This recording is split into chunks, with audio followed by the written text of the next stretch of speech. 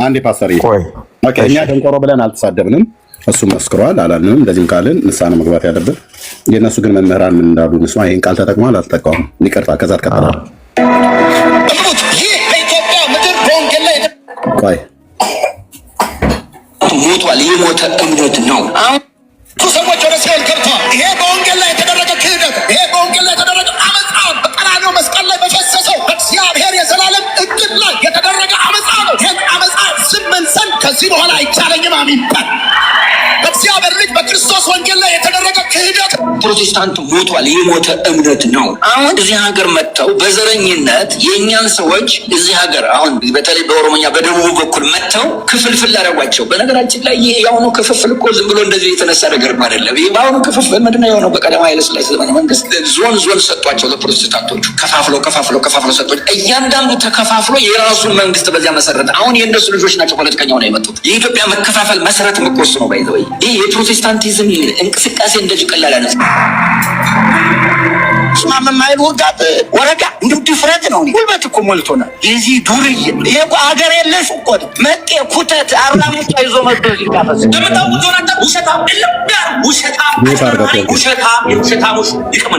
ውሸታሞች አንደኛ የብልጽግና ሰባኪ ነው። ቅሰታ ነው ያደረገ፣ ሰረቃ ነው ያደረገ። ሐዋሳ ላይ የተፈጠረውን ክፍተት ተጠቅሞ ሳንቲ ነው የሚሸቅል። ወንጌል አልሰበከም። ፕሮቴስታንት ጎረምሶች ቢዝነስና ኢየሱስ ተከታታባቸው፣ ገንዘብና ገንዘብ ጦርነት የተሰለባቸው፣ ኪሳቸውና ነፍሳቸው የተንታታባቸው ስንቶች ወዳሞች ባለጌ ስንቶች ይሰጣል። ያ ይሰጣል ዘላው የዚህ ጎረምሳ የዚህ ዱርዬ እንዴት ነው እንደው እማይቲያን ከለከኮ ነው። ይሄ ጎረምሳ እንዴት ደፈረ ነው? እንዴት ባለገ ብልግና እኮ ነው። ዱርዬነት ማፈያነት ነው።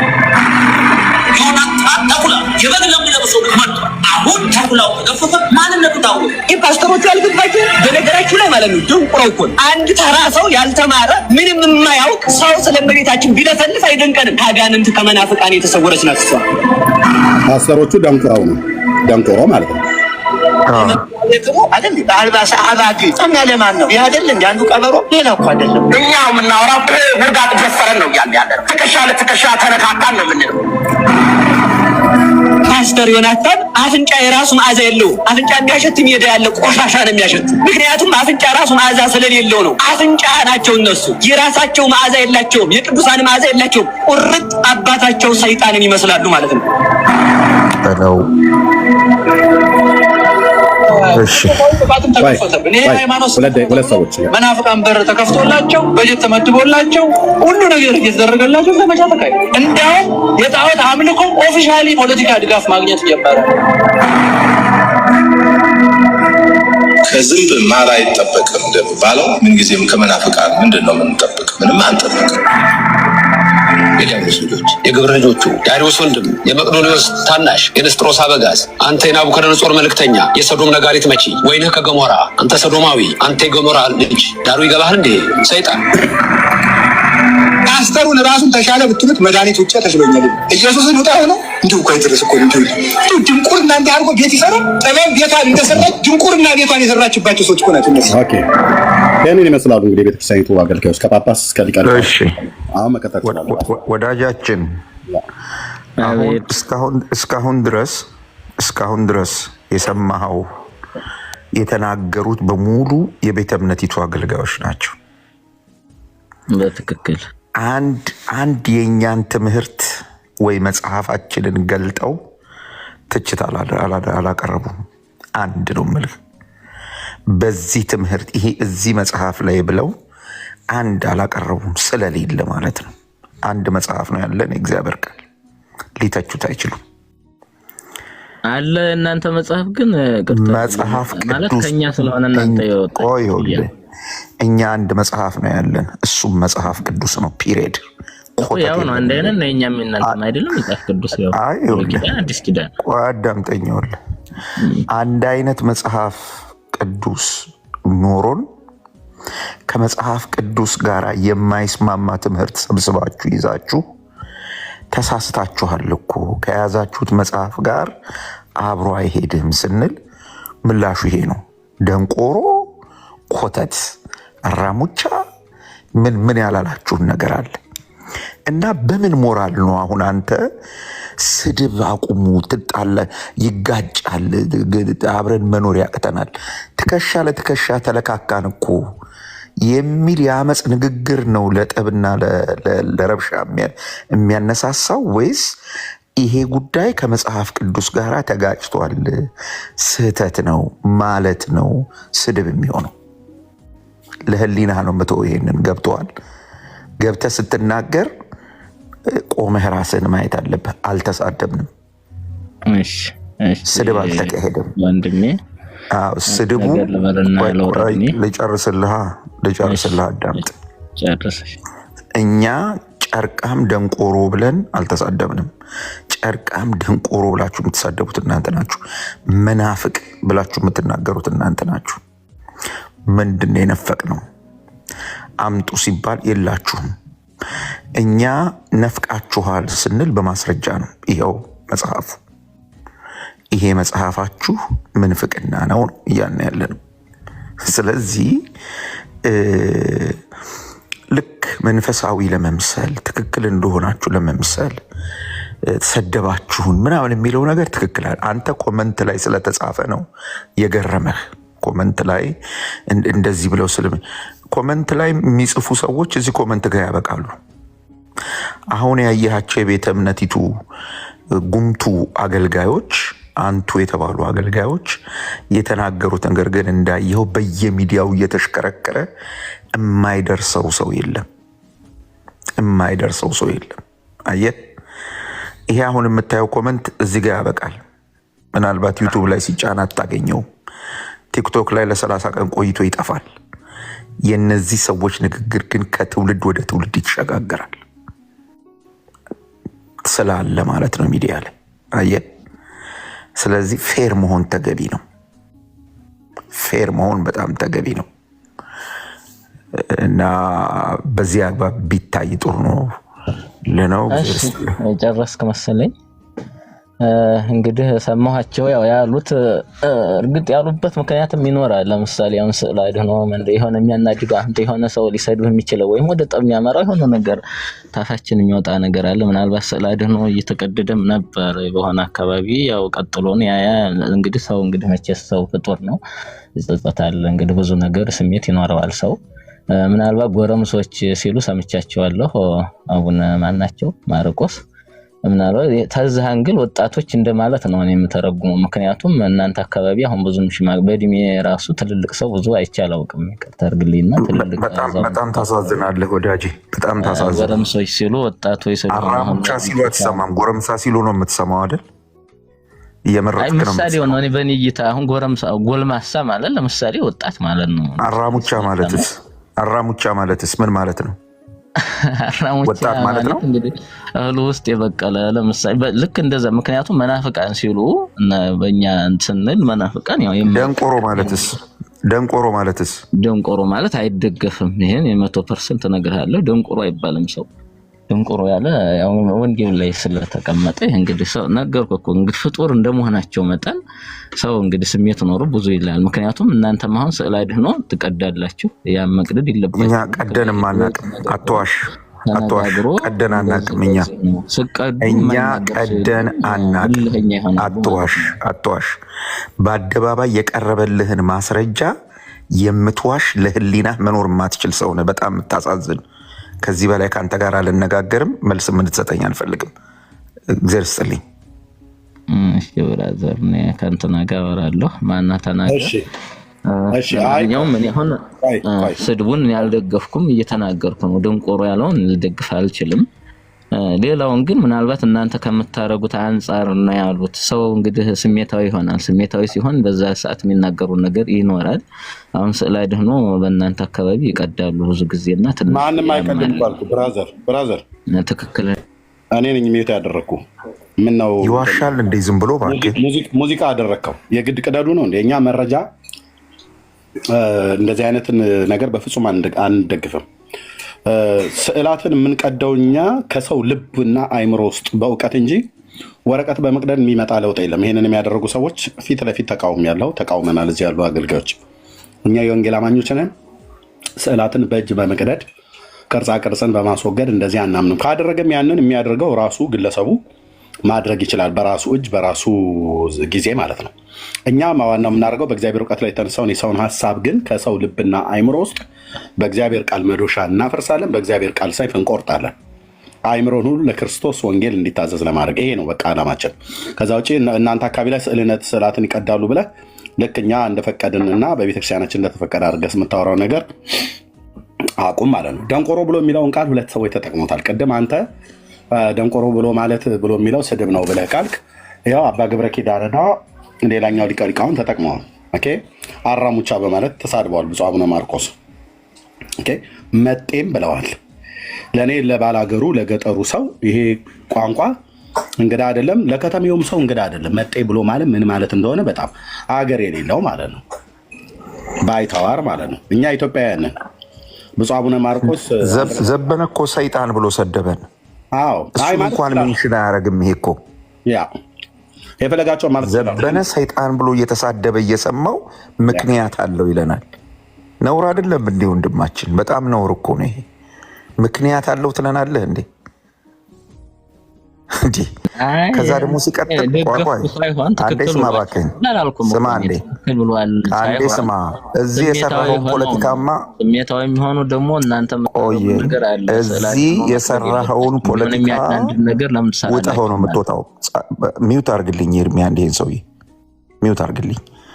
አየህ አንዲት ሴት ልጅ ወረቀት ቀደደች ብላችሁ ቤቷ ድረስ ዱርዬ ልካችሁ። ወረቀት እኮ አይደለም ስዕል አይደለም ነው። ይሄንን አሁንም ማመን አለብህ ብራዘር። ቀስበል አሁን ትሰማ እንደው ስማ። እሷ ይሄን አደረገች ብለህ እናንተ ብለህ ትናገራለህ። አንዲት ሴት ልጅ አገልግሎት ላይ የሌለች የት አጥቢያ እንኳን እንዳለች በትክክል የማትታወቅ ልጅ ስለቀደደች ጳጳስ አንድ ጳጳስ ስላለህ ትላለህ፣ አይወክለንም ትላለህ። በሴት ልጅ እኛን ታስወክላለህ። አገልግሎት በሌላት ምን በሌላት ሴት ልጅ እናንተ ብለህ ትናገራለህ። አንተ መንፈስ ቅዱስ አድሮበታል የሚወስነው እሱ ነው የምትለው ጳጳስ ደንቆሮ ብሎ ሲሳደብ እኛን አይወክልም። ፌር ሁን ብራዘር፣ ለህሊና ኑር። እሺ ሰማሁ። ይሄንም እኮ እኔ አሁን እየደገፍኩ አይደለም። ደንቆሮ ብሎ ቢሳደብም ትክክል አይደለም፣ ምክንያቱም ወንጌሉ ስለሚለን የምንል አልችልም። ይሄ እንግዲህ ከስሜት አንጻር የመጣ ነው። እናንተ ጋር የሚያናድዱ ነገሮች ሊኖሩ ይችላሉ ከሚል ነው። ይሄን ብትወስድልኝ ደስ ይለኛል። ምክንያቱም እንግዲህ መናፍቅ ማለት ያው መናፍቃንም ያው ወንጌል ላይ ስለተቀመጠ በዛን ሰዓት እኔ ክርስቶስ ነኝ እያሉ በዛ አለ ቢሏቸው አትስሙ፣ የበግ ለምድ ለብሰው ከሚመጡባቸው ተጠንቀቁ ከሚለው አንጻር ወስደውት እንጂ ሙሉ ወይ ማራከስ አይደለም። እንደገና መጤም ብለህ ቀድም የተረጎምከው መጤ ያሉት እናንተን ተዝህ አልተወለዳችሁም ሳይሆን ያው አስተምሮ ምናልባት የሉተራውያን የውጭ አይነት ኬዝ ነገር ነው የሚል አካሄድ ነው። እኔ እስከመሰለኝ ድረስ ያሏችሁ መጤ ሃይማኖቱን እንጂ እናንተ ኢትዮጵያውያን ወይም ሱዳናውያን ናችሁ እያሏችሁ እንዳልሆነ ነው እኔ የገባኝ። ስድቡን ተመካክራችሁ ነበር። እሳቸው ሲሳደቡ እኔ ቀርቤ ተረጉሙልዎታለሁ፣ እርስዎ እንዲበሏቸው፣ እኔ ግን ተርጓሚውን እየቀረብኩ በየፔጁ ላይ ያቀርባለሁ ብለህ ነው? ያረኔ አላውቃቸውም ሲጀመር። እንዴ ካላወቃቸው ታዲያ እሳቸው የተናገሩትን አሁን መጤ ብሎ የሚለውን ቃል ተመርታችሁ አሁን ትታሰማኝ ነው የራሱ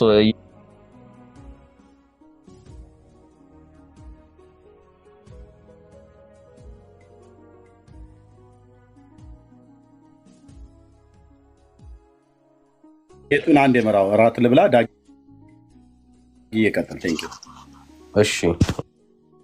እሺ አይ ጀስት ለመጠየቅ ነው። ስድብ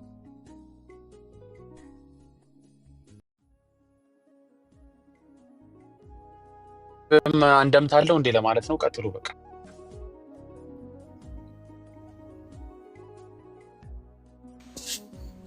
እሺ ዳጊሻ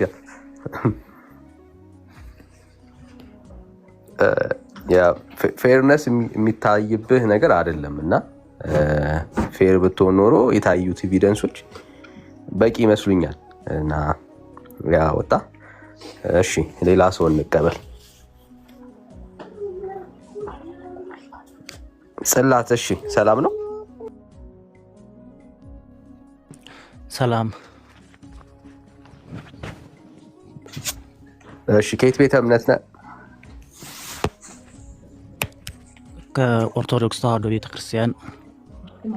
እሺ የተነሱ ሀሳቦችን ሰምተህ ነበር? አብረህን ነበርክ? ትንሽ ቆይተህ ነበር? ትንሽ ቆይቻለሁ፣ ብዙም አይደለም ግን ስለ ጽንሱ በማህፀን እንደሰገደ እዛ ላይ ነው የደረስኩት። በገድለ ዮሐንስ ላይ የተላለፉትን መግለጫዎችን የታየ በገድለ ዮሐንስ ላይ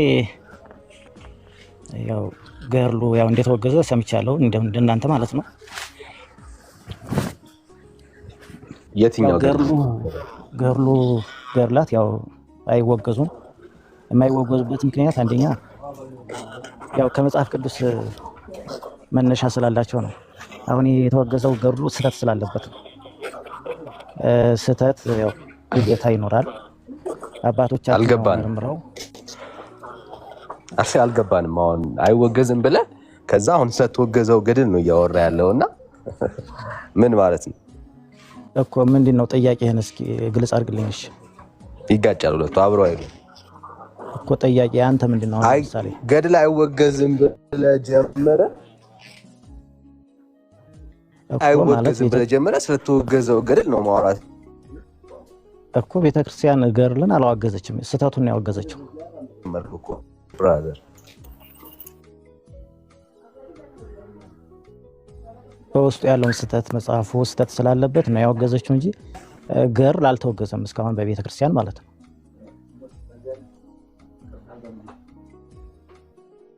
ለእኔ የተሰማ አይደለም። ቀይ ያበራል እንትን ምንድን ነው? ገድሉ ላይ ያለው ስህተት ምንድን ነው ማለት? ሊያወገዙት የቻሉት በምንድን ነው ስህተቱ? እንድትገልጽ ትችላለህ?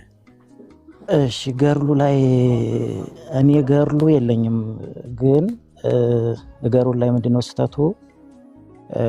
ዮሐንስ 10 ጊዜ ነው የተወለደው። 400 ዓመት ኑሮ እንደገና መላኩ ወደ ማህፀን ያስገባውና ይወለዳል እና ከአዳም በፊትም በገነት ነበረ የሚል ነው መሰለኝ።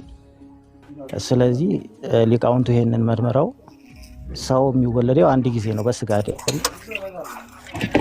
ይቅርታ ብራዘር፣ የተወገዘው ምኑ ነው ማለት ሁለት የተጋጨ ሀሳብ እየሰማው ስለነበረ እና ገድሉ አልተወገዘም ብለህ ጀመረ ስለተወገዘ ገድል ነው እያወራ ያለኸውና ሁለቱ አብረው ገድሉ አልተወገዘም እኮ ይኸውልህ፣ ገድሉ አልተወገዘም አይደለም ያልኩት፣ ገድላት አልተወገዙም ነው ያልኩት። ይኸውልህ ገድላት የሚባሉ አሉ በቤተክርስቲያን አይደል እንዴ? ገድላት ሙሉ በሙሉ አልተወገዙም። ይሄ ገድል አይደለም እያልከን ያለው? አሁን የተወገዘው ገድል አይደለም እያልከን ያለው? ይሄማ ይኸውልህ በውስጡ ስህተት ስላለበት ነው እኮ። ገድሉ ስህተት ሲኖርበት ገድል አይደለም? አልገባኝም። ስህተት ካለበት በቃ ለቤተክርስቲያን አይመጥናትም፣ ይወገዛል። ስለዚህ ገድል ሆኖ ስህተት ይኖርበታል እያልከን ያለው? ገድል ሆኖ ስህተት ሊኖርበት ይችላል እያልከን ያለው? ገድል ሆኖ ስህተት ይኖርበታል ሳይሆን ይሄ ስህተት ተገኘበት ነው እኮ። ስለዚህ ገድላቶች ስህተት ይገኝባቸዋል ማለት ነው አይደል? ገድላት ስህተት ይገኝባቸዋል እያልኩ እኮ አይደለም። ይሄኛው ስህተት ስለተገኘበት ተወገዘ። ስለዚህ ይሄ ስህተት እኮ የተገኘበት ገድልም ሆኖ ነው አይደል? ገድል ሆኖ ስህተት ይገኝበታል እያልከን ያለው ማለት ነው እኮ። አሁን ለምሳሌ አንተ አዝመራ ትዘራለህ። በአዝመራ ውስጥ እኮ አረም፣ እንክርዳድ ይበቅላል። ያን እንክርዳዱን ነቅለህ ታወጣለህ። ስለዚህ እንክርዳድ ያለበት ነው እያልከን ያለው? ለዛ ነው የተነቀለው እያልከን ያለው? ይሄኛው ገድል ኦኬ። እንክርዳድ ያለበት ገድል ስለሆነ ነው የተነቀለው እያልከን ያለው? ስለዚህ ገድል ሆኖ እንክርዳድ ይኖርባቸዋል እያልከን ያለው ማለት ነው አይደለም? ለምሳሌ አንተ ሁለት ልጅ አለ፣ አንዱ ሌባ ሊሆን ይችላል፣ አንዱ ደግሞ ጻድቅ ነው። ያን ሌባውን ትቆነጥጣለህ፣ እንዲመለስ ታደርጋለህ እንጂ ስለዚህ ይሄ ገድል ሌባ ነው እያልከን ያለው አሁን የተቆነጠጠው እና ስህተት ባይኖርበት እንዴት ይወገዛል? ስህተት ስላለበት ቤተክርስቲያኗ አወገዘችው። ኦኬ። ስለዚህ ያወገዘችው ገድል ሌባ ስለሆነ ነው ወይ ደግሞ መቆንጠጥ ስለሚገባው ነው ስተት ስላለበት ነው እያልከን ያለው። በውስጡ ስተት ስላለበት በቃ ያስፈልጋል ቤተክርስቲያን ሌሎች ነው። ኦኬ የትኛው ገድል ነው ግን ታውቀዋለህ? የትኛው ገድል ነው አሁን የተቆነጠጠው? የትኛው ገድል ነው? የዮሐንስ ገድል፣ የመጥምቀ መለኮት ቅዱስ ዮሐንስ ገድል። ኦኬ የዮሐንስ ታትሟል? ባይታተም እንዴት ይወገዛል ብለን እነሱ ደግሞ አንድ ግለሰብ ታትሟል ማለት ነው። ኦኬ አንድ ግለሰብ ናቸው አንድ አባት ያሳተሙት። ከዚያ ሊታረም ወደ ሊቃውንቱ ሲቀርብ ይሄንን ስተት አገኙበት። አይ ከየት ነው የመጣው? ብራናውስ እንዴት ነው? ከየት እናቱ ከመጀመሪያ ምናምን ብለው አልታተመም ማለት ነው። ህዝቡ ጋር አልተሰራጨም ማለት ነው። ያው ገበያ ላይ አልዋለም፣ ግን በስጦታ መልክ አንዳንድ ሰዎች ላይ ሊደርሳቸው ይችላል። እንግዲህ ማለት ሳይታተም ገበያ ላይ ደርሳቸዋል። ቤተክርስቲያን ውስጥ አገልግሎት ይውላል እያልከን ያለው ሳይታተም አይደለም፣ ታትሞ ወደ ሊቃውንቱ ቀረበ በመጀመሪያ ማለት ነው። ታትሞ ነው ወደ ሊቃውንት የሚቀርበው ቤተክርስቲያን ውስጥ ማለት ተሰራይቶ ነው ከዛ ወደ ሊቃውንት የሚቀርበው ማለት ነው። ቤተክርስቲያን ውስጥ ያለው አሰራር እንደሱ ነው። ቤተክርስቲያኑ አሰራር ያለውማ የቤተክርስቲያን ገድላት የሚባለው ሊቃውንቱ አምነውበት መርምረውት ይሄ ይመጥናል ብለው ከዚያ በኋላ ያስተዋውቃሉ። ይሄ ግን በመጀመሪያ አንድ ግለሰብ ነው ያሳተመው። ከዛ ሳተመና ወደ ሊቃውንቱ መርምሩልኝ ምናምን ብሎ ሊቃውንቱ ጋር አቀረበ። ከዚያ ሊቃውንቱ ሲያዩት አይ ይሄንን ማረም አልችልም ስተት አለበት ብለው እነዛ ሊቃውንት ወደ ቅዱስ ሲኖዶስ ይሄንን ጥያቄ አቀረቡ ማለት ነው።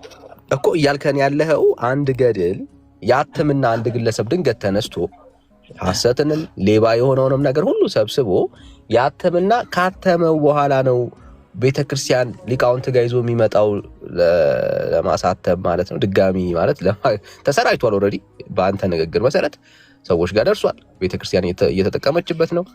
ከዛ በኋላ ነው ማለት ነው ድጋሚ ሊቃውንት ተሰብስበው የተሰራጨውን መጽሐፍ አይ ይሄ ትክክል አይደለም ትክክል ነው ብለው የሚያስቡት ማለት ነው። አይ በመጀመሪያማ ግለሰቡ ያሳትማል። ካሳተመ በኋላ ለሊቃውንት ያቀርባል። ከዚያ በኋላ ነው ወደ ገበያ የሚወጣው እውቅና የሚያገኘው ማለት ነው። እውቅና ሳያገኝ ነው አሁን የተሰራጨው ማለት ነው። ቤተክርስቲያኒቱ ውስጥ እንግዲህ በሰሜኑ አካባቢ ተሰራጭቷል ምናምን እያሉ ነበርና ከሰማው ቪዲዮን እውቅና ሳያገኝ ነው ማለት የተሰራጨው እኮ። ሊቃውንቱ አላዩትም፣ አልመረመሩትም። ይሄ ሰውዬ ያሳተመው በራሱ በፍላጎቱ ያው እንዲሰራጭ ሊያደርግ ይችላል። እንግዲህ እኮ ማለት ያመጣው እንግዲህ ብራዘር ያልገባን ነገር ይኸውልህ ቤተክርስቲያኒቷ የምትጠቀምባቸው መጽሐፍቶች ናቸው አይደል? ገድላትና ተአምራት ገድላትና ተአምራት። አዎ ኦኬ። ያንን ቤተክርስቲያን የምትጠቀመችበት መጽሐፍን የሚያክል ትልቅ ነገር አንድ ግለሰብ ማለት ነው መጽሐፍ አሳትሞ ሰሜንን የሚያክል ኦርቶዶክስ በብዛት የሚገኝባቸውን ክልሎች አሰራይቶ ገድልን የሚያክል ነገር ሰዎች ለሃይማኖት ስርዓትና ለመንፈሳዊ እድገት ይጠቀሙበታል እያልከን ያለው ሊቃውንት የት ነበሩ ይሄ ሁሉ ሲፈጸም? ሊቃውንቱ እኮ አልኩህ፣ ሊቃውንቱ ጋር እንትን አላሉትም። ይሄን እኮ እውቅና አልሰጡትም። ሰውየው በራሱ በፍላጎት ነው ይሄንን ያደረገው። ምዕመናንም ደግሞ ያው እውነት መስሏቸው ለጊዜው ሊቀበሉት ይችላሉ። ግን ይሄ ነገር ወደ ሊቃውንቱ ሄደ፣ ሊቃውንቱ አወገዘው እኮ። ስለዚህ ሊቃውንት ጋር ሳይደርስ ምዕመኑ ጋር ቀድሞ ደርሷል እያልከን ያለው እኮ። ይሄ ግለሰብ እኮ ነው ይኸውልህ። አሁን ይሄ ሰውዬ በራሱ ያደረገው ነው። በቃ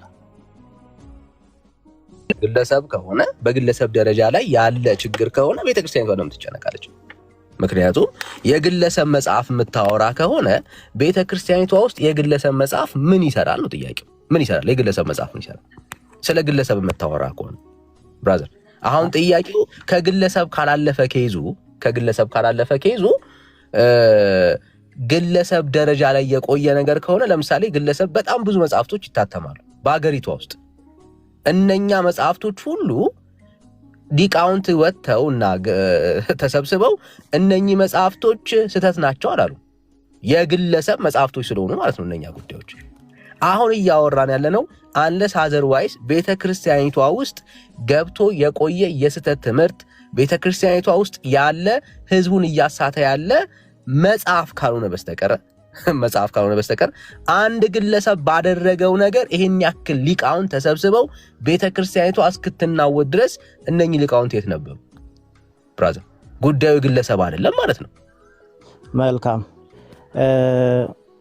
ይሄ ያልከው ጥያቄ አሪፍ ነው፣ ተቀብያለሁ። ሊቃውንቱ ጋር ስላልደረሰ ነው። አንድ ወንጀለኛ እኮ ወንጀል ሲሰራ ፖሊስ እጅ ላይ ገባ ይችላል፣ ሊያውክ ይችላል ህዝቡን ውስጥ ለውስጥ ተመሳስሎ ማለት ነው። ግን ህግ ከቀረበ ያ ወንጀለኛ ይታሰራል ማለት ነው። አሁንም ይሄ ገርል ሊቃውንቱ ጋር አልደረሰም። በቃ ግለሰብ የሰራው ስራ ነው። ውስጥ ለውስጥ አሰራጨው፣ ከዛ ወደ ሊቃውንቱ ሄደ፣ ሊቃውንቱ አወገዙት ማለት ነው። እሺ ጥሩ። ስለዚህ አሁን ገና እየተሰራጨ ያለ ነው፣ ውስጥ ለውስጥ የሄደ መጽሐፍ ነው ምናምን እያልከን ያለው። እሺ አሁን እስከ ፊት ለፊት ያለው ወንድምነት ላይ ፊት ለፊት ላይ የምታየው በገድለ ዮሐንስ ላይ ያለውን ሐሳብ ትቀበለዋለህ? ይሄንን ገድለ ዮሐንስ ላይ አቀበለዋለሁ። ይሄንን ትቀበለዋለህ? አዎ እቀበለዋለሁ።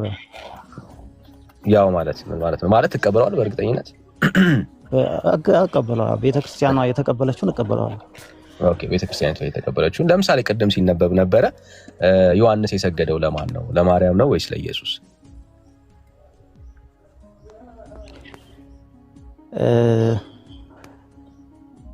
ለኢየሱስ ይላል። ለማርያምም ሰገደ ይላል። ለማርያምም ሰገደ ቢልም አይጣላም። ለማርያምም ሰገደ። ኦኬ ለማርያም መስገድ ማለት ለኢየሱስ መስገድ ማለት ነው። እንደዛ ነው? አይ እንደዛ አይደለም።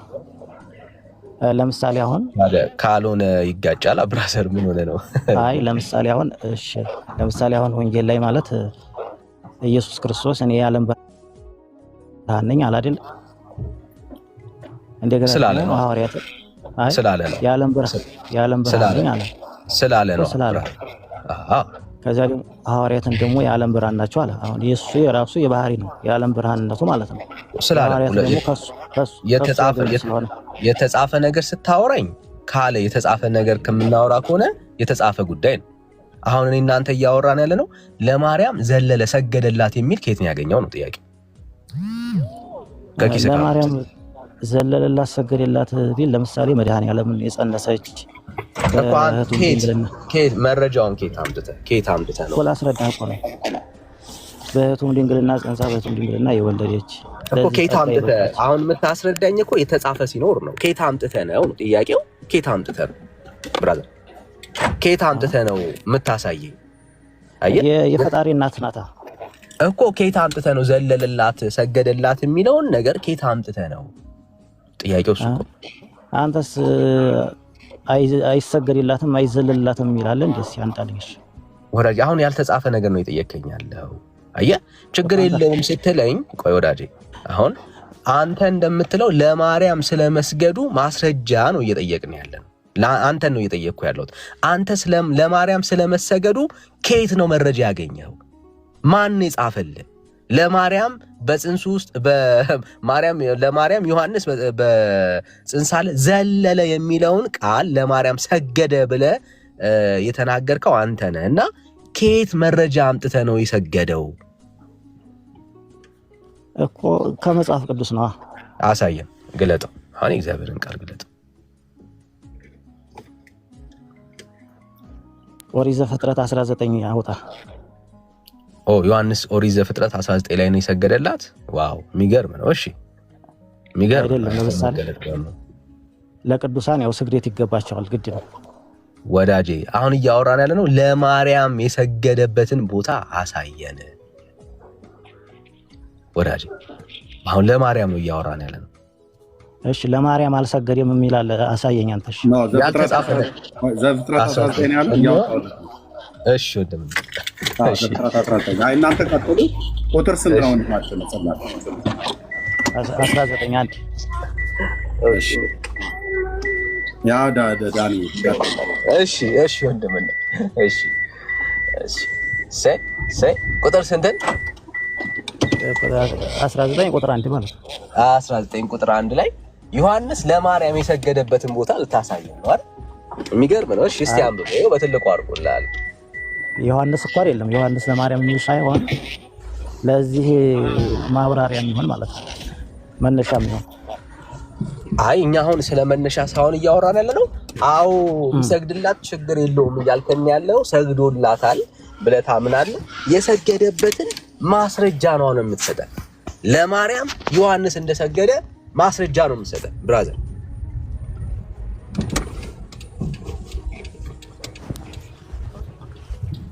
ወዳጅ እየሰማሁ ነው እኮ ማስረጃ እየጠበቅን ያለ ነው በጉጉት ማለት ነው። አይ ይኸውልህ ምን መሰለህ፣ አሁን አንተ ለማርያም የሰገደላትን አውጣ ነው የምትለኝ። ለማርያም ይሰገዳል የሚል ከመጽሐፍ ቅዱስ ስጠኝ። ዮሐንስ ለማርያም ሰገድ የሚል ከመጽሐፍ ቅዱስ አውጣ ነው የምትለኝ። አንዳንድ መረጃዎች ችግር የለውም እኮ ለማርያም ዮሐንስ ሰገደ የሚል አውጣ ከመጽሐፍ ቅዱስ ነው የምትለኝ። እኔ ደግሞ በመጽሐፍ ቅዱስ መረጃነት ነጋገር ስል ግዴታ ያንን ነው የምትለው። እንደዛ ካልክ ደግሞ አንተ ዮሐንስ ለማርያም አልሰገደም የሚል አንጣልኝ። ስለሌለ እኔ ይሄው ልመልስልህ። ስለሌለ ለማርያም ሰገደ የሚል ስለሌለ አለመስገዱን ያሳያል። ለማርያም ስላልሰገደ ማለት የሰገደ የሚል የለም። ስለ ማርያም ሰገደ የሚል በሌለበት ቦታ ላይ ለማርያም ሰገደ ብዬ ላምን አልችልም። አልተጻፈም እኮ። እንደዛ ከሆነ በመጽሐፍ ቅዱስ ለማርያም ሰገደ የሚል ያልተጻፈን ነገር ማስረጃ እየጠየቅ ላሳይ አልችልም። ስለሌለ ማለት አንተ ስለሌለ ቀንስ የለም መጽሐፍ ቅዱስ ውስጥ በቃ ይሄ ማስረጃ ነው፣ በቂ ማስረጃ ነው። የሌለ ነገር የለም ማለት ነው። የሌለን ነገር ላሳይህ አልችልም። አንተ ግን አለ ብለህ እያመንክ ነው ያለው። ዮሐንስ ለማርያም ሰግዶላታል ብለህ እያመንክ ነው ያለው። ለአንተ እምነት አለ ብለህ የምትናገር ከሆነ አሁንም ማስረጃ ስጠን። ልክ ዘፍጥረት ብለህ እንደጠቀስከው ሁሉ የእግዚአብሔርን ቃል ገለጠውና ለማርያም የሰገደ ዮሐንስ ካለ አሳየን። ከሌለ ውሸት ነው ማለት ነው። ይህንንም ገድል እንደ ውሸተኛ ወይ ደግሞ ሌባ ብለህ እንደገለጽከው መቆንጠጥ እንደሚገባው ይህንንም መጽሐፍን እንይዘዋለን ማለት ነው። ወዳጅ የሌለ ነገር ውሸት እያወራ ስለሆነ ማለት ነው እኮ ዮሐንስ አልሰገደም ለማርያም አልሰገደላትም የሚልም የለም። እንደዛ ደግሞ ለመቀበል አይቻልም። እንደዛ ሰግዷል ዮሐንስ ለማርያም አልሰገደላትም በጻፉ ብሎ ስላላስቀመጠ ሰግዷል ብለህ ታምናለህ ወይ ነው ጥያቄው። እንዴት ለፈጣሪ እናት እንኳን እሱ መላኩ ሰግዷል ብለህ ታምናለህ ወይ ነው ጥያቄው። አምናለሁ። ሰግዷል ብለህ ታምናለህ ወይ? አምናለሁ። ሰግዷል ብለህ ታምናለህ? እሺ ማስረጃ የፈጣሪ እናት ናት። እምነትህን አሳየን ከእግዚአብሔር ቃል ለማርያም እንደሰገደ። ግምት አታውራ ወዳጅ። አሁን ትልቁ የቤተክርስቲያናችሁ ችግር ምንድነው? ግምት ነው የምታወሩት። ያልተጻፈ ነው የምታምኑት። እሺ ግምት ካልሆነ አሳየን። ዮሐንስ ሰገደላት የሚል አሳየን ብራዘር እኮ። ቆይ አንድ ጥያቄ ልጠይቅህ። የውሸት ሌባ ነው ማለት መቆንጠጥ አለበት። አንድ ጥያቄ ልጠይቅህ። አንድ ጥያቄ ልጠይቅህ። ምን ጥያቄ ጠይቀኛለህ? ማስረጃውን አሳየኝና ከዛ ትጠይቀኛለህ። ማስረጃ አሳየኝ። ሰግዷል ብለሃል። ማስረጃ እዚህ ላይ ልጠይቅህ ብዬ ነው። ማስረጃ አንተ ብራዘር፣ መጀመሪያ ማስረጃ አቅርብ። ሰግዷል ላልክበት ማስረጃ አንተ። እሺ አንተም አይሰገድም ዮሐንስ መስገድ የለበትም የሚል አንተ ማስረጃ። ዮሐንስ ለማርያም አልሰገደላትም። ያኔ አይ እንኳን ዮሐንስ መልአኩም ሰግዶላታል እያለ ነው። እንኳን ዮሐንስ መልአኩም ሰግዶላታል እያለ ነው። እስኪ ወይ መልአክቱን ሞክር ዮሐንስ ስላልተገኘ። እንደዛ አለ። አልሰማሁትም። አይገርምም? አውለጦኛል ዳክሼ። አይ ጥያቄ ልጠይቀው ነበር እንዴ አለ እኮ። የመልአኩን ሞክር እስኪ። መልአክ ዮሐንስ አልተገኘም። እስኪ የመልአኩን ሞክር። መልአኩ ሰግዶላታል አይደል? ቀጥሉ እስኪ። ጥያቄ ልጠይቀው ነበር። ኦርቶዶክስ ጥያቄ እንጂ መልስ የላትም በለና ፈቃደኛ ከሆንክ እኮ ኦርቶዶክስ ጥያቄ እንጂ መልስ የላትም ብለህ ንገረንና ከዛ እንቀጥል። ችግር የለም ብራዘር። ኦርቶዶክስ መልስ ጥያቄ እንጂ መልስ የላትም ካልከን ማለት ነው ብራዘር። መልስ አላት እንጂ አንተ አሁን ለንጉስ መልስ ካላት እንግዲያውስ እየጠበቅን ነው። ለመላእክቱስ የሰገደችው መላእክቶች የሰገዱት መቼ ነው? የት ቦታ ነው የሰገዱት ለማርያም? ለማርያም ነው። መላእክቶች ሰገዱ መቼ? የት ምን ላይ ነው? መላእክት ለማርያም ሰገዱ ይላል እንዴ? አልሰገዱም መላእክቶች ለማርያም? አይ አልጠየቅህ። አሁን ይሄን ጥያቄ መች ጠየቀኝ? በመጀመሪያ እኛውን እንጨርስ ብዬ ነው። አይ ዳግሻ እየጠየቀ ነበርና እንኳን እሱ አለ ዳንኤል፣ እንኳን እሱ መልአኩም ሰጥቶላት ይላል አለ። መልአኩም የሚለው ገብርኤልን ነው እንግዲህ መሰለኝ። አይ እሱን አይደለም። አይ እሱን አይደለም። የሰገደላት መልአክ አለ። የሰገደላት መልአክ ሳይሆን አይደለም። እሱን ሳይሆን እኔ ያልኩት ከመላክና ከማርያም ማን ይበልጣል? የሰገደላት መልአክ አለ። እሱ ላይ እኮ አይደለም። እሱ ላይ ገና አልደረስንም። የሰገደላት መልአክ አለ። እሱ ላይ አልደረስንም ነው የምልህ። የሰገደላት መልአክ አለ። ይሄኛውን እንጨርስ ነው የምልህ እኮ። የሰገደላት መልአክ አለ። እሺ ይሄኛውን ሳንጨርስ የሰገደላት መልአክ አለ። ወይ ጉድ! እንደማመጣ አይሻልም ግን ወንድሜ እኮ የሰገደላት መልአክ አለ። የኔን ጥያቄ ለምን አይቀበለኝም እሱ? የሰገደላት መልአክ አለ። አውራ ጉድ! ጨዋታ ነው እንዴ? ኦኬ ዳኒ ቀጥሉሽ። እሺ ዳግሻይ እሺ ሁለተኛ ተሳስተ መልአክም አልተገኘም ዳኒ፣ ሰው መልአክም አልተገኘም። ቀጥሉ። እሺ ዳግሻይ ሌላ ጊዜ ሁለተኛ ተሳስተ መጽሐፍ ቅዱስ የማይለውን ነገር በድፍረት የወንጌል አማኞች ቤት ገብተህ አታውራ። አየህ እንደዚህ መዋረድ ስላለ ማለት ነው። አየህ ችግር የለውም የምትለው እናንተ ቤተ እምነት ውስጥ ነው። እኛ ጋር ግን ችግር የለውም የማለት አቅም የለም። ምክንያቱም ችግር የለውም ካልከን ከእግዚአብሔር ቃል እውነት አንጻር ስለምንጠይቅ ማለት ነው። ስለምንጠይቅ ተሳስተ ሌላ ጊዜ እናንተ ቤት እንደለመድከው እንዳታደርግ። እኛ መጽሐፍ ቅዱስን የምናምን የእግዚአብሔርን ቃል የምንከተል ክርስቲያኖች ነን። የእግዚአብሔር ቃል ያለውን እንቀበላለን፣ ያላለውን ግን አንቀበልም። ስለዚህ ሌላ ጊዜ ይህንን ሀሳብ እንዳትደግመው። ጥያቄ በጣም የፈጠረብህ ሰው እንደሆንክ እያየሁኝ ነው። ጥያቄ ምን አነሳ ነው? ማመን አለማመን ያው የራስ ጉዳይ። ጥያቄ የፈጠረብህ ጉዳይ ምንድን ነው? ኧረ እኔ ጥያቄ ምንም የፈጠረብኝ ነገር የለም። አይ እስካሁን ድረስ ልጠይቀው እያልከን ነበር። የሱ አይ ለእናንተ ነው። አይ እስካሁን እኔ ልጠይቀው እያልክ በጣም በጥያቄ እንደተሞላህ እያየሁኝ ነው። እና ጥያቄ የፈጠረብህ ምንድን ነው? ቤተክርስቲያን ያልመለሰችልህ ምን ጥያቄ አለብህ? ቤተክርስቲያን ያልመለሰችልኝ ነገር ምንም የለም። እኔ ጥያቄ የለኝም። ምንም ጥያቄ የለም። ጥያቄም የለህም፣ መልስም የለህም ማለት ነው። ስለዚህ ሌላ ሰው እናስተናግዳለን ማለት ነው። እሺ ራሴን ጠይቀኝ ካልከኝ እጠይቅሃለሁ በአሁኑ ማለት ነው እኮ። ጠይቀኝ እኮ እያለህ ነበር። ጥያቄ ልጠይቅህ ብለኸው እሱ ያለኝ እኮ ቤተክርስቲያን ያልመለሰችልህን ነው የሚለው። አሁን እኔ የምጠይቀው እሺ ከመላክና ከማርያም ማን ይበልጣል? እሺ እንዳንተ ማለት ነው። በምንድን ነው ማን ይበልጣል ማለት?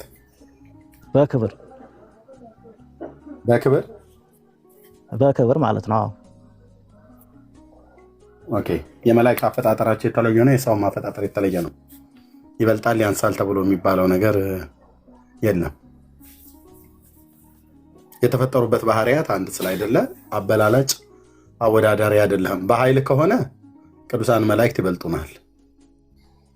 ኦኬ ይበልጡናል። አሁን አይበልጠኝም ብለህ ካልክ ሚካኤል መልአኩ ቢመጣ ፊቱ አትቆም። እኔን አይደለም እኮ ያልኩህ፣ ማለት ከማርያም እና ከመላክ ነው ያልኩህ። ማርያም ሰው ነች፣ መላእክት ደግሞ መላእክት ናቸው። ስለዚህ ሰውን ከመላእክት ነው እያነጻጸርክ እያወዳደርክ ያለው። በምንድን ነው ማን ይበልጣል? ሰው ናት፣ ከሰው ደግሞ የተለየች ናት። ከየቱ ጋር ነው ከሰው የተለየች ነው ብሎ የሚል ቃል ያለው? ሰው ነች ከሰው የተለየች ነች ብሎ የሚል ሲያምጣ መረጃ። ከሴቶች መካከል ተለይተሽ የተባረክሽ ነሽ ይላል በሉቃስ ወንጌል አንዴ። ከማን መካከል? ከሴቶች መካከል። ወንዶችን አላካተተም ማለት ነው። ስለዚህ ከኛ አትበልጥም ማለት ነው። ከኛ ከወንዶች አትበልጥም ማለት ነው። ያላት ከሴቶች መካከል ከሆነ ሴት በጾታ ሴቶች የሆኑ ከእነሱ መካከል ተወዳድራ ነው እንግዲህ እሷ በልጣ የተገኘችው ማለት ነው። እኛን አይመለከተንም፣ ከኛ አትበልጥም ማለት ነው። ስለዚህ ወንድሜን ጥያቄ ልጠይቅ የፈለግኩት አሁን ነው እያወራ ሰዎች ለመላእክት ሰግደዋል፣ ለመላእክት ሰግደዋል፣ የጸጋ ስግደት ማለት ነው፣ የአክብሮት ስግደት ማለት ነው። አንተም ለአንድ ንጉስ እናት ለንጉስ ወታደር እንደምታከብር ሰዎች ለመላእክት ሰግደዋል ነው አይደል ያልከኝ? ለምሳሌ የጸጋ ስግደት ሰግደዋል አይደል ሰዎች። ለማለት ደግሞ መላእክት ስለ ሰዎች አልሰገዱ? መላእክት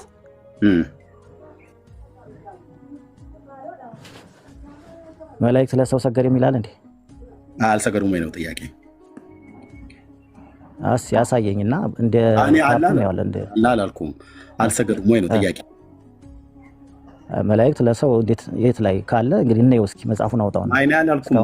አልሰገዱም ወይ ነው ጥያቄ? አልሰገዱም ወይ ሰግደዋል? መላእክት ለሰው ነው። ሰዎች ለመላእክት እንደሰገዱ ነው እንግዲህ መጽሐፍ ቅዱስ ላይ የተጻፈው እንጂ መላእክት ግን ለሰው ግን አልሰገዱ። የእግዚአብሔር አገልጋዮች በእግዚአብሔር ፊት ስለሚቆሙ ታዛዦች አገልጋዮች ስለሆኑ እኮ ለሰው አልሰገዱ። ጥያቄን እየሰማው እንዳልሰማው ነገር አታድርገው። ለሰዎች አልሰገዱ። ኦኬ ከሰማው ሰዎች ለመላእክት ሰዎች ለመላእክት እንደሰገዱ ሁሉ መላእክት ለሰው ልጆች አልሰገዱም ወይ ነው እየጠየቁ ያለው እኮ። መላእክት ለሰው ልጆች ሰገዱ የሚል መጽሐፍ ቅዱስ ላይ አለ ብለህ ጠይቀኛ። እንደዛ ከሆነ ኦኬ። በቤተክርስቲያኖቹ መጽሐፍት መላእክት ለሰው ልጆች ሰግደዋል ብሎ የሚል የለም? እስ ያውጣው እንዴ ማለት ይኖር እንግዲህ እስካሁን አላየሁት አላነበብኩትም። ሁሉም እኮ ይታወቃል ማለት አይደለም ኤርሚ። ብዙ መጽሐፍት አሉ፣ ገድላት አሉ፣ ድርሳናት አሉ። እያንዳንዱ ሰው ያውቃል ማለት አይደለም። ነገር ግን ቤተክርስቲያኗ ስህተት ነው ወይስ አውርዳ አውጣውና እና ይወስድሽ ነው? ቢኖር ስህተት ነው ወይስ እውነት ነው? አይ እንደ አውዱ ይፈታል፣ ችግር የለውም ካለ ማለት ነው። እስኪ እናየውና እሺ እንደ አውዱን ፈትዋ እንደ አውዱ አይደል? ኦኬ ቴንክ ዩ። ከመጽሐፍ ቅዱስ ልጀምር ከእናንተው ማለት ነው። 10 ሰከንድ ቅድም በስጦታ ነበረ ይሄ ገድለ መጥምቀ ዮሐንስ ለሰዎች የተሰራጨው ብለው ነበር ሰውየው። እሱም ይሄን ተከትሎ አዎ በስጦታ ነው ብሎ ነበር። አንተ እጅ ላይ መጽሐፉን እያየሁት ነው። ማን ነው በስጦታ የሰጠህ? እኔ ነኝ። አንተም ሰጥተው ነው በስጦታ? እኔማ በገንዘብ ተገዝቶ ነው። ስለዚህ ይሸጣል ማለት ነው። ስጦታ እየተሸጠ ነው። ስለዚህ ጽላት አትዋሽ ለማለት ነው። እሺ መቃብያን ሳልሳዊ ቀዳማዊ ካልዕ ሳልስ። ኦኬ መቃብያን ሳልስ ከመጽሐፋችሁ ስንጀምር ቁጥር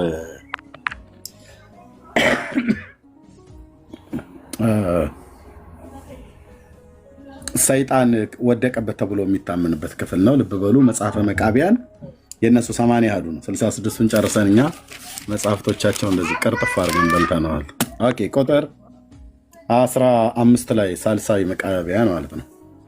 ምን ይላል እዚህ ክፍል ላይ? የሚጠፉ በእኔም የሚስቱ ሰዎች ፈጽመው ይበዙ ዘንድ የአዳምን ልጆች ይጠፉ ዘንድ ይህንን በተናገሩ ጊዜ እኔ ደስ ይለኛል አለ። ባዩ ማን ነው? ሰይጣን ነው። ስለ ሰይጣን ነው የሚናገረው እዚህ ክፍል ላይ። ለሚዋረድልኝ ለአዳም አልሰግድም በማለቴ እግዚአብሔር ስለ አባታቸው ስለ አዳም ከማረጌ አዋርዶኛልና ይላል። ማን ነው ብሎ የሚለው? ሰይጣን ማለት ነው። ለምን? ለሚዋረድልኝ ለአዳም አልሰግድም በማለቴ እግዚአብሔር ስለ አባታቸው ስለ አዳም ከማረጌ አዋርዶኛልና ይላል።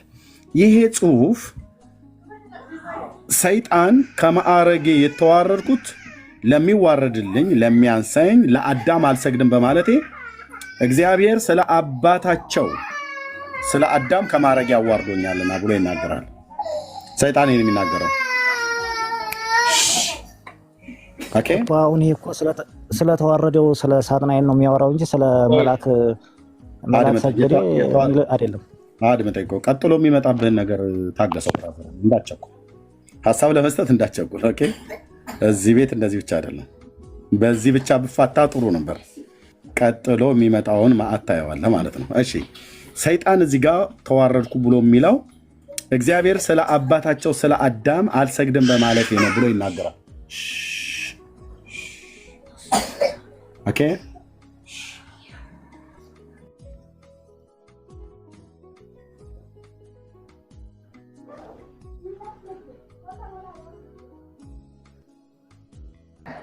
እሺ ለሚሰግድልኝ ለአዳም አልሰግድም በማለት የተዋረድኩ ነው ብሎ የሚለው ይሄ እንግዲህ ለሰይጣን ነው እንጂ ለቅዱሳን መላእክት አይደለም ማለት።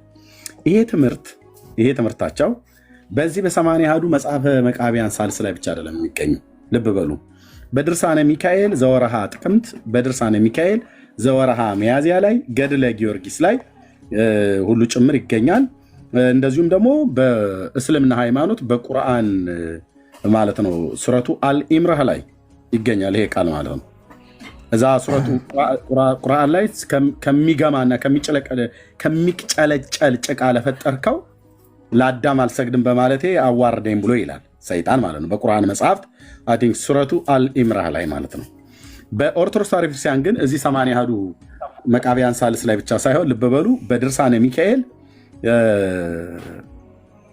የጠሩና የሚያዝያው ድርሳን ላይ እናም ደግሞ በገድለ ጊዮርጊስ ላይ ይገኛል ማለት ነው። ለምሳሌ በሁለተኛ መቃብያን ላይም እስቲ ይህን ክፍል አንድ ቦታ ሊና ከዛ የድርሳነ ሚካኤል እናሳያለሁ። እዚህ ጋር ሰይጣን ነው ብሎ የሚለው ሰይጣን ነው በሚል ምን ይላል? እግዚአብሔር ሁለተኛ መቃብያን ማለት ነው። ይሄ ሶስተኛው ላይ ነው ያለው። ልብ በሉ። ይሄ ሁለተኛው ላይ ነው ያለው። መጽሐፈ መቃብያን ምዕራፍ 9 ቁጥር 3 ላይ ከሳደ ልቦናውን በማጽናናት ራሱን በማኩራት ፈጣሪው ለፈጠረው ለአዳም መስገድን እምቢ አለ። እግዚአብሔር ያይደለ ደካማ ሰው ሆይ ለምን ትኮራለህ? ዛሬ ሰው የሆንህ የምትታይ አንተ ነገ መሬት አመድ ነህ፣ በመቃብር ፈጽመህ ትል ትሆናለህ። ያንተ መምህር አባታችን አዳም ስለሳተ የሰውም ሁሉ ኃጢአት ዕዳ ወደ ራሱ የሚመልስ ዲያብሎስ ነውና ዳግመኛ ሲኦል ታገኛለች፣ ያንንም ኃጢአትን የሚሰሩ ሰዎችን ታገኛቸዋለች። ከሳደ ልቦናውን በማጽናትና ራሱንም በማኩራት ፈጣሪው ለፈጠረው ለአዳም መስገድን እምቢ እንዳለ አንተም መምህርህ ዲያብሎስ እንዳደረገ ለፈጣሪ ለእግዚአብሔር መስገድን እምቢ ብለሃልና ብሎ ይላል ሁለተኛ መቃብያን ላይ ማለት ነው። ይሄ በሁለተኛ መቃብያን መጽሐፍ ምዕራፍ 9 እና በሶስተኛ መቃብያን መጽሐፍ ምዕራፍ 1 ቁጥር 15 ላይ የተጻፈው ቃል በድርሳነ ሚካኤል ላይ የሚናገረውን ቃል ላሳይ። መላእክት በሙሉ ነው ለአዳም የሰገዱት በሙሉ። እነ ቅዱስ ገብርኤል፣ እነ ቅዱስ ሚካኤል፣ ሱራፌል፣ ኪሩቤል የተባሉት እግዚአብሔር ስገዱ ብሏቸው ሚካኤል ለአዳም ሰግዷል። እኛን ለሚካኤል ስገዱ እያላችሁ ያውም ሁለት ክንፍ አሞራ እንዳለው ክንፍ ያበቀለ ቅዱስ ሚካኤል ብላችሁ የምትሉት ያ አይደለም ማለት ነው። የእግዚአብሔርን ያንን ገናና መልአክ ጴንጤዎች እጅግ ነው የምናከብረው። ኦኬ፣ እሱ የቆሎ ባልንጀራችን አይደለም። መጥቶም አይተኑም አናቅም፣ ግን መላእክት ይጠብቁን ዘንድ እግዚአብሔር እንደሚያዛቸው እናውቃለን። በብሉይ ኪዳን ማኒፌስቶ ነው ተገልጠው ሰዎችን በአዲስ ኪዳን ላይ እንደሚያገለግሉ እናውቃለን። ግን እስካሁን ድረስ ቅዱስ ሚካኤል ነኝ ብሎ ክንፍ አብቅሎ ወጥቶ ለሰዎች የተገለጠ አላየንም። ኦርቶዶክስ ብላ እንደምትለው ስገዱ ብሎ የሚሉን ሁለት ክንፍ አሞራ እንዳለው አይነት ሲጀምር ሚካኤል ክንፍ የለው። እዛ ጋ ነገሩ ውድቅ ይሆናል ማለት ነው። ክንፍ የለው። ክንፍ ያላቸው መላእክትና አላቸው የላቸውም ተብሎ የተባሉትን ማወቅ በጣም እጅግ አስፈላጊ ነው። ግን ድርሳነ ሚካኤል ላምጠዋ አይመስላችሁም? እነ ቅዱስ ሚካኤልና ሌሎቹ ተያይዘው ለመላእክት እንደሰገዱ የሚያሳየው ማለት ነው። ዳን እየጠብቀኝ መጽሐፉን እስካመጣ ድረስ ቀጥሏል።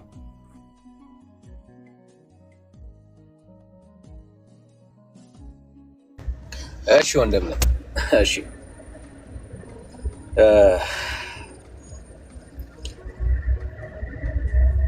ኦርቶዶክሳውያን ያ ዳግሻይ ይሄ ገድል የተወገዘበትን ነጥቦች በኋላ ላይ ጊዜ ስናገኝ እናያቸዋለን። ይሄን ገድል እንዲወገዝ ካደረጉ ነጥቦች ውስጥ ሁለት ሶስቱን በወፍ በረር ብንመለከት ለምሳሌ ስነ ተፈጥሮን ያዛባ ነው የሚል ሀሳብ አንስተዋል። ሰውየው ጥቆማ ያደረጉት ሰውዬ እንደሱ አይነት ነገር ካነሳን የቱ ገድል ይተርፋል? ይሄ ገድል የተመዘነባቸውን ነጥቦች ብናይ በዚህ ገድሉ በተመዘነበት ወይም በተሰፈረበት መስፈሪያ ሌሎች ገድሎችን ብንሰፍር እንኳን ገድል መጽሐፍ ቅዱሳቸው አይተርፍም። ለምሳሌ ሶስተኛ መቃብያን ምዕራፍ 4 ቁጥር 10 ላይ ብንመለከት በሶስቱ ባህሪያት የተፈጠሩ የሉም እያሉ እኚህ ገድሉ ላይ ትችት የሰጡት ሰው ወይም ማስተያየት የሰጡት ሰው ይናገራሉ። እንደሱ ከሆነማ ገድሉ ብቻ ሳይሆን የሚወገዘው አሁን ባስቀመጡት መስፈሪያ ሶስተኛ መቃብያንም አይተርፍም ማለት ነው። ስለዚህ ገድል ባወገዙበት መስፈሪያ መጽሐፍ ቅዱሳቸውንም ሊያወግዙ ነው ማለት ነው። ተጨማሪ መጽሐፍቶቻቸውን ማለት ነው። ዳንዬ ያልኩት ያለው ይገባ ተረተኛል። ምናልባት ቪዲዮ ያላችሁ ሰዎች 11ኛው ደቂቃ 10ኛው ሰከንድ ላይ ሄዳችሁ ተመልከቱት። ከሶስቱ ባህሪያት የተፈጠረ ሰው የለም እያሉ ነበር አይደል እንዴ? ኦኬ እንግዲያው ለምንድን ነው ታዲያ ሶስተኛው መቃብያን 4:10 ላይ ሰዎች በሶስቱ ባህሪያት ተፈጠሩ የሚል ሐሳብ ለምን አስቀመጠ? መጽሐፍ ቅዱሳችሁ ላይ ያለውን ሐሳብ እኮ ገድላችሁ ላይ ያለው ገብቷል። ዳንኤ ያወገዙበት ሐሳብ መጽሐፍ ቅዱሳቸው ላይ አለ። ግልጽ ላልሆነላችሁ ሰዎች ገድሉ እንዲወገዝ ያስደረገው አንዱ ምክንያት መጽሐፍ ቅዱሳቸው ላይም አለ ያው ምክንያት። ስለዚህ መጽሐፍ ቅዱሳቸው መወገዝ አለበት ማለት ነው። ወይ ደግሞ ገድሉን ያወገዙበትን ምክንያት መቀየር ይኖርባቸዋል ማለት ሌላ ምክንያት መፍጠር አለባቸው ማለት ነው። ምናልባት ላልገባችሁ ሰዎች ክፍሉን ከፍተን በኋላ ሶስተኛ መቃብያ ላይ ምን ይላል የሚለውን እናየዋለን። አሁን መካከል ላይ ስለገባሁኝ ነው። ሰዎች የተፈጠረው እኔ እስከማውቀው እግዚአብሔር ከምድር አፈር ወስዶ እንዳበጀን ነው። ክፍሉ ላይ ግን ባጭሩ እንደ በወፍ በር ለመናገር ውሃ፣ እሳት፣ ነፋስ ጨምሮ እንደ ጌታ እንደፈጠረ ነው የሚናገረው። ይሄ ሐሳብ ገድሉን ውድቅ እንዲሆን ካደረገው ሐሳብ አንዱ ነው። እንደዛ ከሆነ ሶስተኛ መቃብያንም ውድቅ መሆን አለበት ማለት ነው። ወይ ገድሉን ይቅርታ መጠየቅ አለባቸው ሰውየው። እሺ በኋላ በደንብ እንሄድበታለን። ኤርሚ መጥቷል። እሺ ቴንክ ዩ። ይሄን ጨርስና ወደ ገድሉ እንመለስ ወንድማችን። በ80 አሐዱ እሺ እዚህ 1000 ሰው አለ። ቢሃይንድ ባይ ስንት ነው የሚያየው? ስንት ሰው ነው የሚያየው ወገኖች? ቢሃይንድ ባይ ስንት ሺህ ሰው ነው የሚያየው? ልብ በሉ። የኢትዮጵያ ኦርቶዶክስ ቤተክርስቲያን ድርሳነ ሚካኤል፣ የኢትዮጵያ ኦርቶዶክስ ቤተክርስቲያን 80 አሐዱ ቢሃይንድ ባይ ስንት ነው ይታያቸዋል ወገኖች?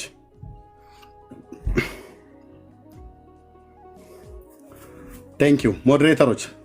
እሺ 17000 ሰው አይደል? 17900 ሰው ተደብቀው እንደ ኒቆዲሞስ ያያሉ። ኦኬ ከ15 እስከ 17000 እሺ ተደብቀው ያያሉ። ልብ በሉ። እዚህ ላላችሁ ኦልሞስት 15000 16000 ሰው እገልጠዋለሁ። መጽሐፍ ቅዱሳችሁ መጽሐፈ መቃብያን ሁለተኛው ምዕራፍ 9 ቁጥር 3 ላይ እና ሶስተኛው መቃብያን ምዕራፍ 1 ቁጥር 15 ላይ ሰይጣን ከማዕረጌ የተዋረድኩት ይላል። ከኔ ለሚያንሰውና ለሚዋረድልኝ ለአዳም አልሰግድም በማለት ይሄ እግዚአብሔር ስለ አባታቸው ስለ አዳም ከማዕረጌ ያዋርዶኛልና ብሎ ይናገራል በራሳችሁ መጽሐፍት።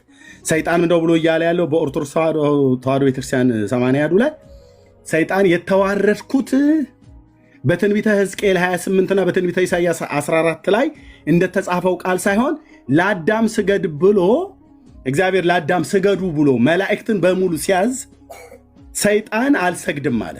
ሌሎቹስ እነ ቅዱስ ሚካኤል ላይ የተቀሩት በሙሉ ሰገዱ። እዚጋ መረጃ ያሳያለሁ።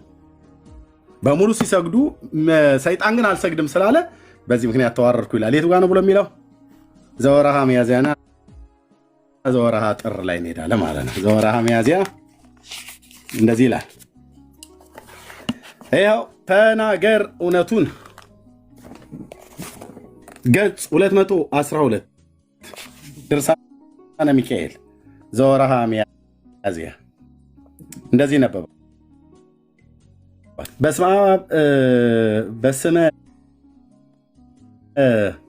በአብ ስም አምነን አብን ወላዲ ብለን፣ በወልድ ስም አምነን ወልድን ተወላዲ ብለን፣ በመንፈስ ቅዱስ ስም አምነን መንፈስ ቅዱስን ሰራጺ ብለን፣ ምንም ላጠይቁ አካላት ሶስት ብንል፣ በባህሪ በህልውና አንድ አምላክ ብለን አምነን በሚያዝያ በባተ በ12 ቀን ንዑድ ክቡር የሚሆን የመላእክት አለቃ ስለሚሆን ስለ ሚካኤል የተነገረውን ነገር እንናገራለን ብሎ ካለ በኋላ ወንድሞች ሆይ የአብ ገናነቱን የወልድን ቸርነት የመንፈስ ቅዱስንም ስፋት ልናስብ ይገባል። በሰማይና በምድር ያለውን ፍጥረት ሁሉ በስላሴ አንድነት ፈጥሯልና እንዲሁም መድኃኒታችን ኢየሱስ በሰማይ እንደሆነ ሁሉ በምድር እንዲሁ ነው ብሎ በወንጌል ተናግሯልና እንግዲህ በምድር ያለውን እናውቅ ዘንድ አስቀድመን በሰማይ የሆነውን እንወቅ እንረዳ። በስድስተኛውም ቀን እግዚአብሔር አዳምን በሥላሴ አንድነት በአንዲት ምክር ፈጥሮታልና እንዲህም ሲል እኛ አብ ወልድ መንፈስ ቅዱስ በአርአያችንና በምሳሌያችን ሰውን እንፍጠር ብሎ ሰውን ፈጠረው፣ ስሙንም አዳም ብሎ ሰየመው። የእግዚአብሔር መልእክተኞች ሁሉ ይሰግዱለታል። ልብ በሉ፣ የእግዚአብሔር መልእክተኞች ይሰግዱለታል ብሎ ነቢዩ እንደተናገረ ይላል። የትኛው ነቢይ የእግዚአብሔር መልእክተኞች ይሰግዱለታል ብሎ እንደተናገረ የነቢዩን ስም ኮት አላደረገም። ከሙሴ እስከ ሚልክያስ ያለው ማለት ነው፣ አልጠቀሰም። ነቢዩ ይሰግዱለታል ብሎ ተናግሯል። ለአዳም ይሰግዱለታል ብሎ ተናግሯል አለ። መላእክት ለአዳም ይሰግዱለት ዘንድ አዘዛቸው፣ በአርአያው የፈጠረው ነውና ይላል። የቱ ጋ ነው መላእክት ለአዳም እንዲሰግዱ ያዘዛቸው? የትኛው መጽሐፍት ላይ? ተጠላላልኩ ተጠላዋል። ለዚህ የሚመጣውን መረጃ ልብ በልና ስማኝ። ገና ዘወርኀ ጥር ላይ እንሄዳለን። ይህንን አሁን መረጃ ማምጣት አለባቸው ከአምስቱ ብሔረ ኦሪት፣ ከሙሴ ሕግ ማለት ነው። ከታናክ ላይ ማሳየት አለበት። ኦርቶዶክሳዊ አቅም አለኝ ማውራት እችላለሁ። ብሉይ ኪዳን ላይ አዲስ ኪዳን ላይ ብሎ የሚል ካለ መጋቤ ብሉይ ብሉይ ኪዳን በደንብ የሚያውቅ ይምጣና ከኔ ጋር ያወራል። የትኛው መጽሐፍት ላይ ነው እግዚአብሔር የፈጠራቸውን ቅዱሳን መላእክትን ለአዳም እንዲሰግዱለት አዘዛቸው ብሎ የጻፈ? እሱም መረጃ ያመጣልና ማለት ነው። ኦኬ፣ ንዑድ ክቡር የሚሆን የቅዱስ ሚካኤልን ክብሩን ገናንነቱን እንናገር ዘንድ ይገባል። ለእጆቼ ፍጥረት ስገዱ ሲል የአብን ቃል ሰምቷልና። ለእጆቼ ፍጥረት ስገዱ ሲል የአብን ቃል ሰምቷልና ፈቃደኛ ሆኖ በመሬታዊው አዳም ፊት በጉልበቱ ሰገደ፣ ትሑት ታዛዥ ነውና። ሚካኤል የአብን ቃል ለእጆቼ ፍጥረት ስገዱ ብሎ ሲል ለእጆቼ ፍጥረት የተባለው አዳም ነው የፈጠረው እግዚአብሔር፣ ሰው ነው በእጆቹ የፈጠረውና ሌሎቹ ይሁን በሚል ቃል ተፈጠሩ፣ እሱን ግን በእጅ ከምድር አፈር አበጀው ብሎ ስለሚል በእጆቹ ነው፣ እጆች ሰሩ ይለወሱኝ ብሎ ስላለ ማለት ነው። እና የአብን ቃል ሰምቶ ሚካኤል ታዛዥ ሆኖ ፈቃደኛ ሆኖ በመሬታዊው አዳም ፊት በጉልበቱ ሰገደ፣ ትሑት ታዛዥ ነውና።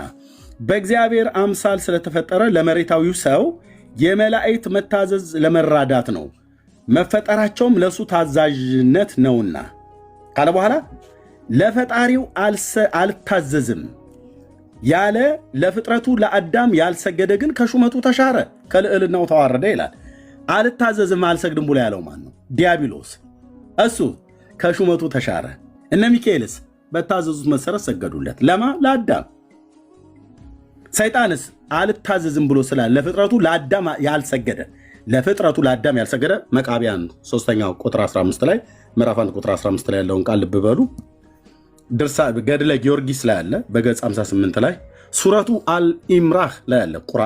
ቁርአንንም ሙሉን ስላነበብኩት በአማርኛ ማለት ነው። ከነጃሺ ማተሚያ ቤት ነው የገዛሁት 50 ብር። ኦኬ። እና ከልዕልናው ተዋረደ ይላል። ከሹመቱ የተሻረ ከልዕልናው ግን ከሹመቱ ተሻረ፣ ከልዕልናው ተዋረደ። ለፈጣሪው አልታዘዝም ያለ ዲያብሎስ። ለምን? ለፈጠረው ለፍጥረቱ ለአዳም ያልሰገደ ግን ከሹመቱ ተሻረ።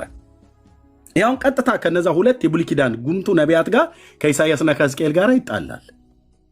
ኢሳይያስና ሕዝቅኤል በአንድ አፍ ሆነው በእግዚአብሔር መንፈስ የሚናገሩት ሰይጣን የተሻረበትን ይናገራሉ። እዚህ ግን ለአዳም አልሰግድም ብሎ በማለቴ ነው ይላል።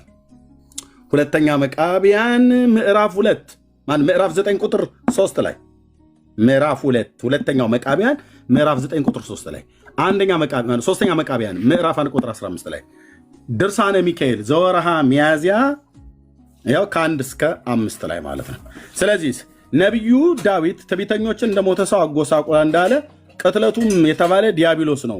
በትዕቢቱ ከሹመቱ ተሽሯል፣ ከማዕረጉ ተዋርዷልና ይላል። መቼ በትዕቢቱ? እንደው እዚህ ለአዳም አልሰግድም በማለቱ አለ እንዴ? በትዕቢትማ ብሎ የሚለውን እነ ኢሳይያስና እነ ሕዝቅኤል ሊናገሩ እንጂ እንዴ ስንቱን ነው ኦርቶዶክስ እኮ በሁሉ ቦታ እኮ ነው በየፌርማታው የምትዋሻው። ህዝቧ አያነብም፣ ቄሱ ሲያነቡ ስህተት አይናገሩም ብሎ በቃ ዝም ብሎ እንደ አፋር ግመል ተያይዞ ወደ ሲኦል እየተነዳለ ነው። ኦኬ። ዘወርኀ ጥር ታኅሳስ ዘወርኀ ጥር ገጽ ማነው ቁጥር 100 ላይ ከ100 ጀምሮ ኦኬ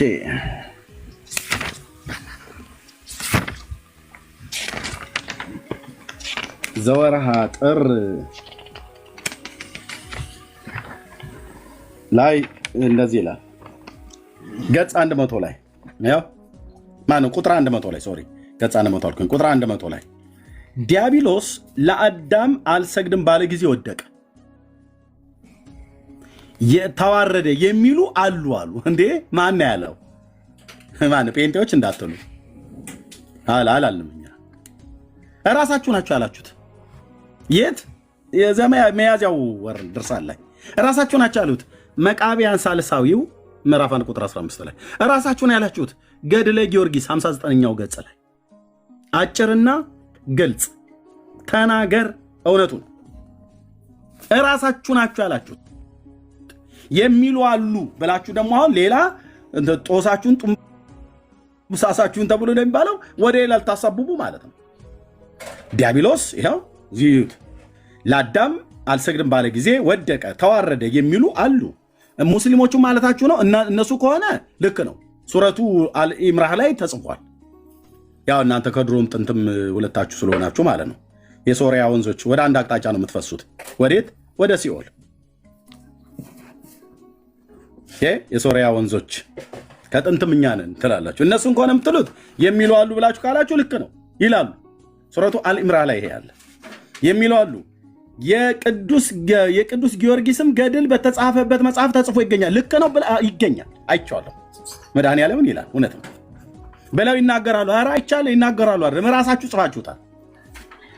ኦኬ እሺ። ከዛ ምን አለ ጊዮርጊስ የሚሉትን ይሁት። ጊዮርጊስ ግን እንደዚህ አላለም። ራሱ መንፈስ ርኩስ ሰይጣን ለአዳም አልሰግድም ባልኩ ጊዜ አዋረደኝ ጣለኝ አለ። ይህንኑም ሐሰት ነው፣ ሐሰተኛ የሐሰት መገኛ ነውና እንዲህ አለ እንጂ አላችሁ። ታዲያ ምን ነው እናንተ ጻፋችሁት? እናንተ እንዴት የዲያብሎስን ሐሰት እንዴት ጻፋችሁት? እንዴት በአንድ መጽሐፍታችሁ ላይ ዘወርሃ ጥርና ዘወርሃ ሚያዝያ ላይ እንዴት ይገኛል? ገድለ ጊዮርጊስ ላይስ እንዴት ይገኛል? 80 ሀዳዎችስ ላይ በሁለት ምዕራፍ ቦታ ላይ እንዴት ይገኛል? በሁለተኛ ዜና በሁለተኛ መቃብያን ምዕራፍ 9 ቁጥር 3 ላይ እንዴት ተገኘ? እሺ እሱስ በስተት ነው ስራው አጼ የገባ ነው በለኝ። በሶስተኛ መቃብያን ምዕራፍ 1 ቁጥር 15 ላይ እንዴትስ ሊገባ ቻለ?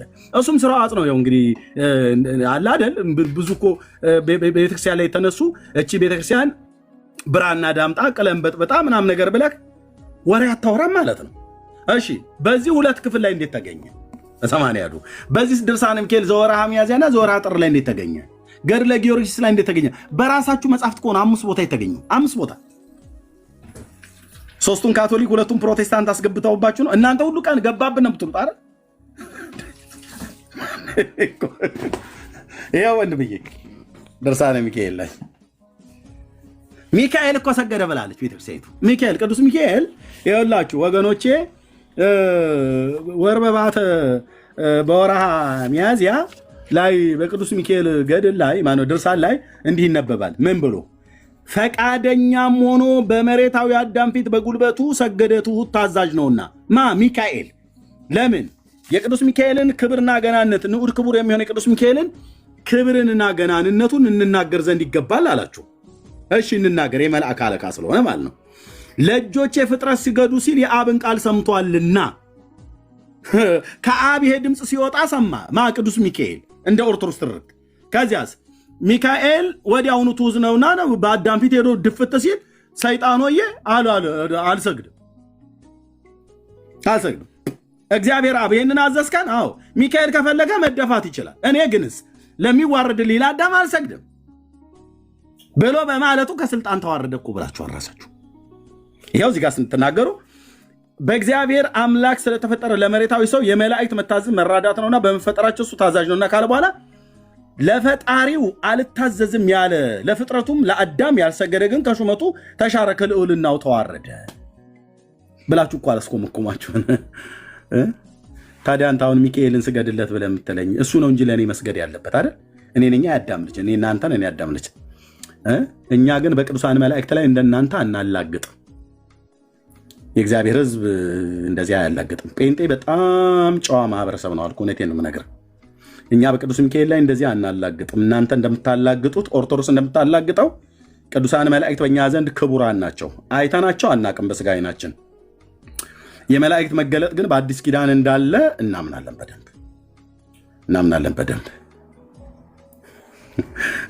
በደንብ ብራዘር። የመላእክት መገለጥ በጥንቃቄ እንድንኖር አንዳንዶች ሳያውቁ መላእክትን በእንግድነት ተቀበሉ ብሎ ስላለ በጥንቃቄ ነው የምኖረው። እኔ ሰው መንገድ ላይ ሳንቲም ቢጠይቀኝ ቤቴ መጥቶ ቢያንኳኳ ራበኝ ጠማኝ ብሎ ቢል ለመስጠት በጣም ሬዲ ሆኜ ማለት ነው። ለሚለምን ሁሉ ስጥ።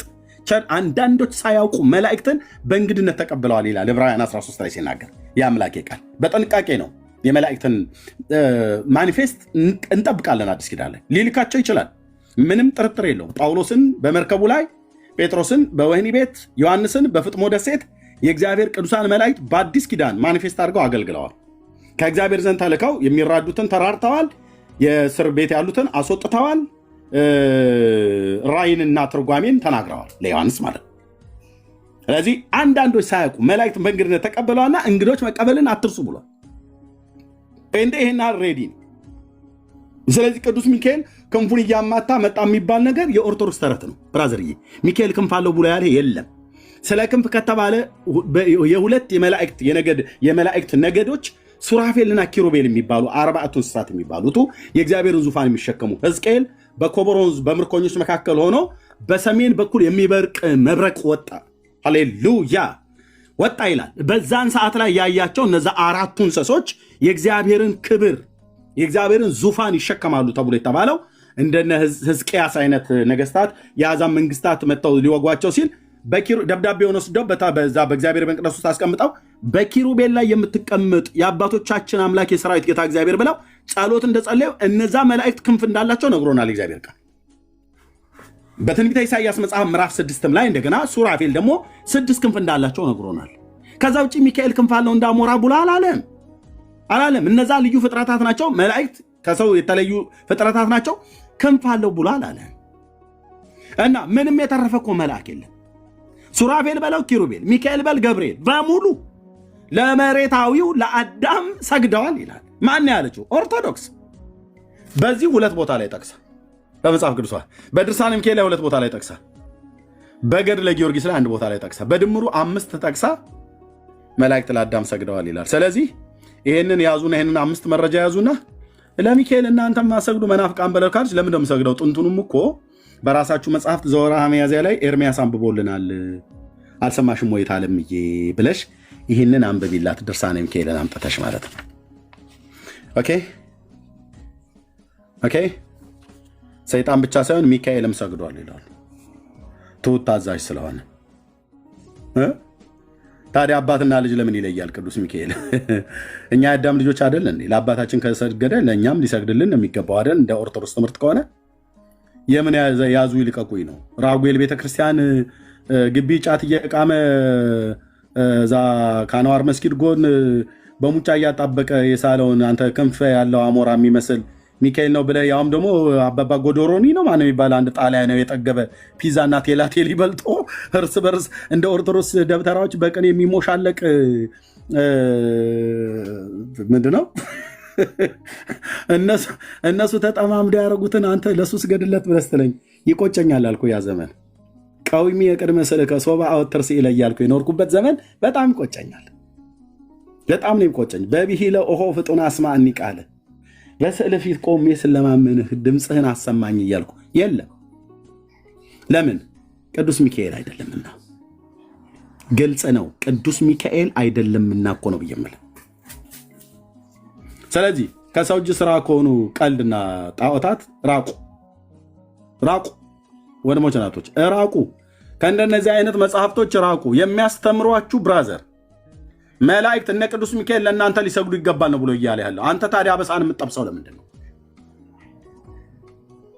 ለምን አበሳን የምትጠብሰው?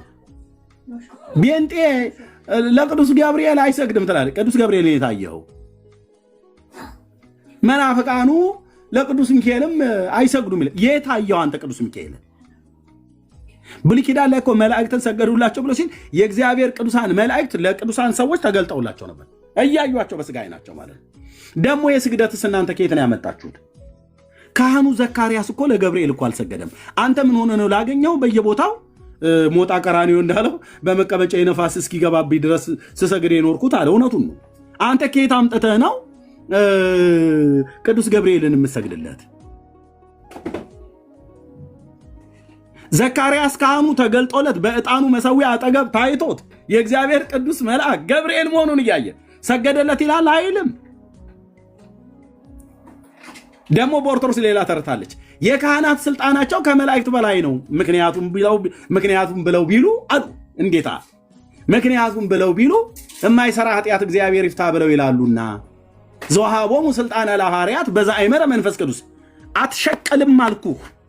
ከዚህ በኋላ ህዝብን አታምታታም። የቱ ጋር እንግዲህ የካህናቱ ስልጣን ከመላእክት ከበለጠ ገብርኤል ለምን ለዘካርያስ አልሰገደለትም? እንደ ነመምሬ የተሰማ እኮ ብፁዕ እንትና ጋ ሄደው ውዳሴ ማርያም ሰላም ሰላም ለዝክረ ስምኪ ሐዋዝ እምነ ከልበኒ ወቁስ ወእምነ ሰልበት ሙዝ ማርያም ድንግል ለባሲት አብይ ትእዛዝ ብሎ እኮ አይደለም ዘካርያስ ካህን የሆነው። አይገርምም? በብሉይ ኪዳኑ ህግ መሰረት ነገደ ሌዊ ነውና እግዚአብሔር በቅብአ ዘይት እንዲቀቡ ካህናት እንዲሆኑ ከአሮን ልጆች ወገን ስለነበረ ነው። የአሮን ሊቀ ክህነት የአሮንና የዘሩ የክህነት ሹመት ከኦርቶዶክሳውያን የክህነት ሹመት ይበልጣል። 4 ነጥብ። የሚሞግት ሰው ካለ ይምጣ።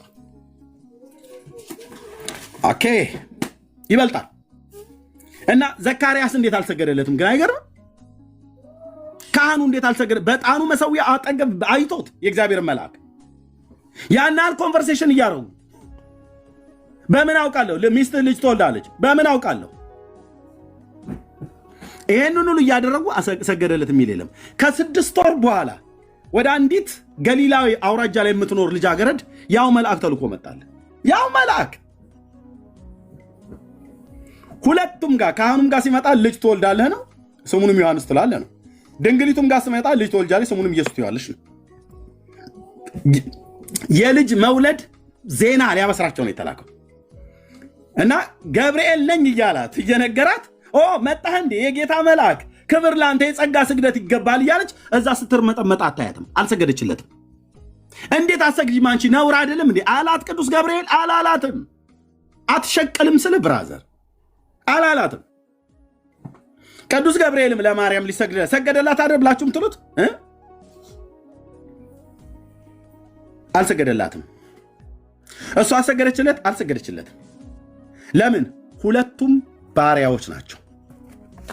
ቴንኪዩ ሎርድ። መንፈስ ቅዱስ ለዘላለም ስም ይባረክ። ኦኬ እንዲህ ጽፈዋለሁ። እንዴት ደስ ይላል! እውነትን ትሰማለህ፣ እውነትን ታውቃለህ፣ እውነት አርነት ያወጣል። ፍራዛ እቴ ቅዱስ ገብርኤል ምንድን ነው?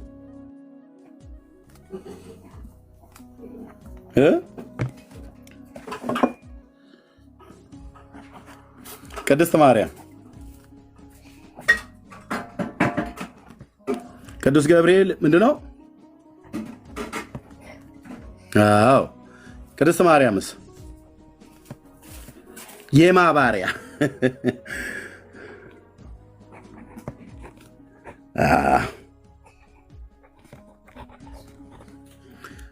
ኤርሚያስስ እኔ ማለት ነው።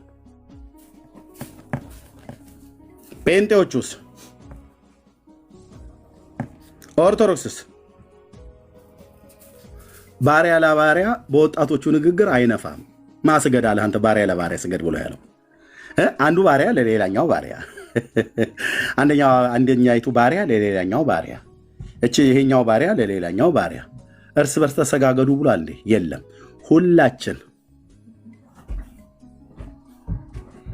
ሁላችን እንዳለ ተያይዘን መተን እዚህ ነው የምንደፋው።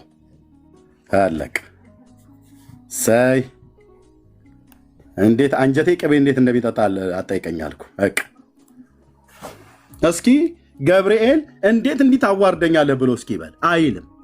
የእግዚአብሔር መልአክ ያውቃል። ኦኬ በማን መንፈስ እንደማገለግል ያውቃል ቅዱስ ገብርኤል። ነውር ነው እንዴት ታሳንሰኛለህ በዚህ ፊት? ይሄ ማሳነስ ነው፣ አይሰራም። ፍጡር ነው፣ ባሪያ ነው የእግዚአብሔር። ፍጡር ናት፣ ባሪያ ናት የእግዚአብሔር። ፍጡር ነው፣ ባሪያ ነው የእግዚአብሔር። ካቶሊክ፣ ኦርቶዶክስ ዋቴቨር ማንም ጥራ ባሮች ናቸው። ባሪያ ለፈጠራቸው ለጌታቸው እንጂ የሚሰግዱት ባሪያ ለባሪያ ነውር አይደለም እንዴ? ነውር ነው፣ ነውር ነው። አላዘዘንም መጽሐፉ። ስለዚህ ገብርኤል መጥቶ ለማርያም ሰገደላት አይልም። ማርያምም ገብርኤል ስታየው ሰገደችለት አይልም። ምነው ስለ ስግደት ስታነሱ የእግዚአብሔር መልአክ ሲገለጡ ለነ ዘካርያስና ለማርያም ሲገለጥላት ያልሰገዱትን ለምን አታነሱትም? ያውም እኮ እንደው ብትሰግድለት እንኳን ማርያም አይተዋለች እኮ ቀጥታ እያወራት ነው። ቀጥታ እያወራት ነው። እያወራችሁ ነው፣ እያወራት ነው። ይህ እንዴት ይሆንልኛል? እያወራች በዕብራይስጥ ቋንቋ ማለት ነው። በአማርኛና በግዕዝ ነው ያወሩት ብለህ ካላልክ በስተቀር እሷ ዕብራዊት ስለሆነች በዕብራይስጥ ቋንቋ ነው ሲገልጥ የሚያወራት። እስራኤላዊት ናት፣ ዕብራይስጥ ነው ቋንቋቸው።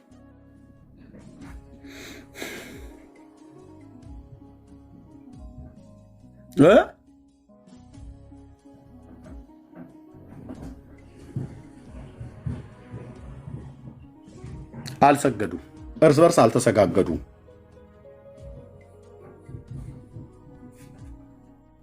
ስለዚህ ቀደም ወንድማችን ያልከው ነገር በሙሉ ይኸው ድርሳነ ሚካኤል፣ ይኸው ገድለ ዮሐንስ መጥምቅ። አይ ተከታትያለሁ፣ ሰምቻለሁ። አመሰግናለሁ። ቴንክ ዩ። እሱ እኮ ይኸውልህ ምን መሰለህ መላእክት ለአዳም እንደሰገዱለት ነው አሁን ገድላትን ያወጣው ማለት ነው። ዲያብሎስ ደግሞ አልሰግድም ብሎ እንደተዋረደ በመጀመሪያ መላእክት ለአዳም ነው ሰገዱኝ ገድላቱ ላይ ማለት ነው። ይሄ ደግሞ አይጣላም። ለምንድን ነው የማይጣላው? እግዚአብሔር በአርአያው በምሳሌው አዳምን ስለፈጠረው መላእክት ለአዳም ቢሰግዱለት ይሄ ምንም ችግር አይፈጥርም። ምክንያቱም የእጁ ስራ ናቸው ሁለቱም። መላእክትም የእግዚአብሔር ፍጥረቶች ናቸው፣ ሰዎችም የእግዚአብሔር ፍጥረቶች ናቸው። ስለዚህ ቅዱስ ሚካኤል ለእኔና ለአንተ ነው መስገድ ያለባቸው። እነ ቅዱስ ሚካኤል እነ ቅዱስ ገብርኤል። አንተ ምን ቤት ነህ ባላየኸው? ወይ አንተ ምን ቤት ነህ ባላየኸው? እናንተ እንለያያለና እናንተ እንለያያለን። አዳም ምን መሰለህ የሁላችንም አባት ነው፣ ግንድ ነው፣ መሰረት ነው። እግዚአብሔር አክብሮ ነው የፈጠረው። ኃጢአት ሳይሰራ በፊት የከበረ ነበረ። ብላ ጠጣ ነዳ ሁሉን ግዛ ብሎ እግዚአብሔር ሹሞታል ማለት ነው። ስለዚህ ለእግዚአብሔር ለእጁ ፍጥረት መላእክት ቢሰግዱ ይሄ ምንም እንትን የሚል አይዋረዱም። እነሱ መጽሐፍ ምንድነው የሚለው? ክብር ለሚገባው ክብር ስጥ ይላል።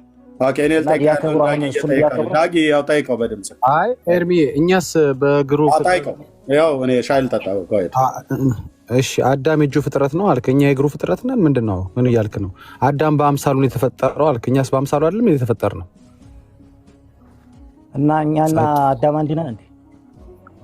እሱ በእግዚአብሔር አምሳል፣ እኛ በማን አምሳል የተፈጠር ነው? ለእኛም እኮ በእግዚአብሔር አምሳል ነው። ግን አዳም በቃ አለ፣ ከዛ ጋር ይቆማል። እንደሱ ከሆነ መስገድ ካለባቸው ለእግዚአብሔር አምሳል ለተፈጠሩ መስገድ አለባቸው። በእግዚአብሔር አምሳል የተፈጠሩ ደግሞ ሰዎች ይባላሉ። ሰው ደግሞ የሚጀምረው አዳም ላይ ነው። ሰው ደግሞ ያቆመው አዳም ላይ አይደለም። አልቆመም። ሰው እኛም ጋር ደርሷል። ሰውነት አልቆመም። ሰውነት ስለዚህ በዚህ ሎጂክ ለእግዚአብሔር አምሳል የሚሰገድ ከሆነ እኛም በእግዚአብሔር አምሳል ስለተፈጠርን ማለት ነው።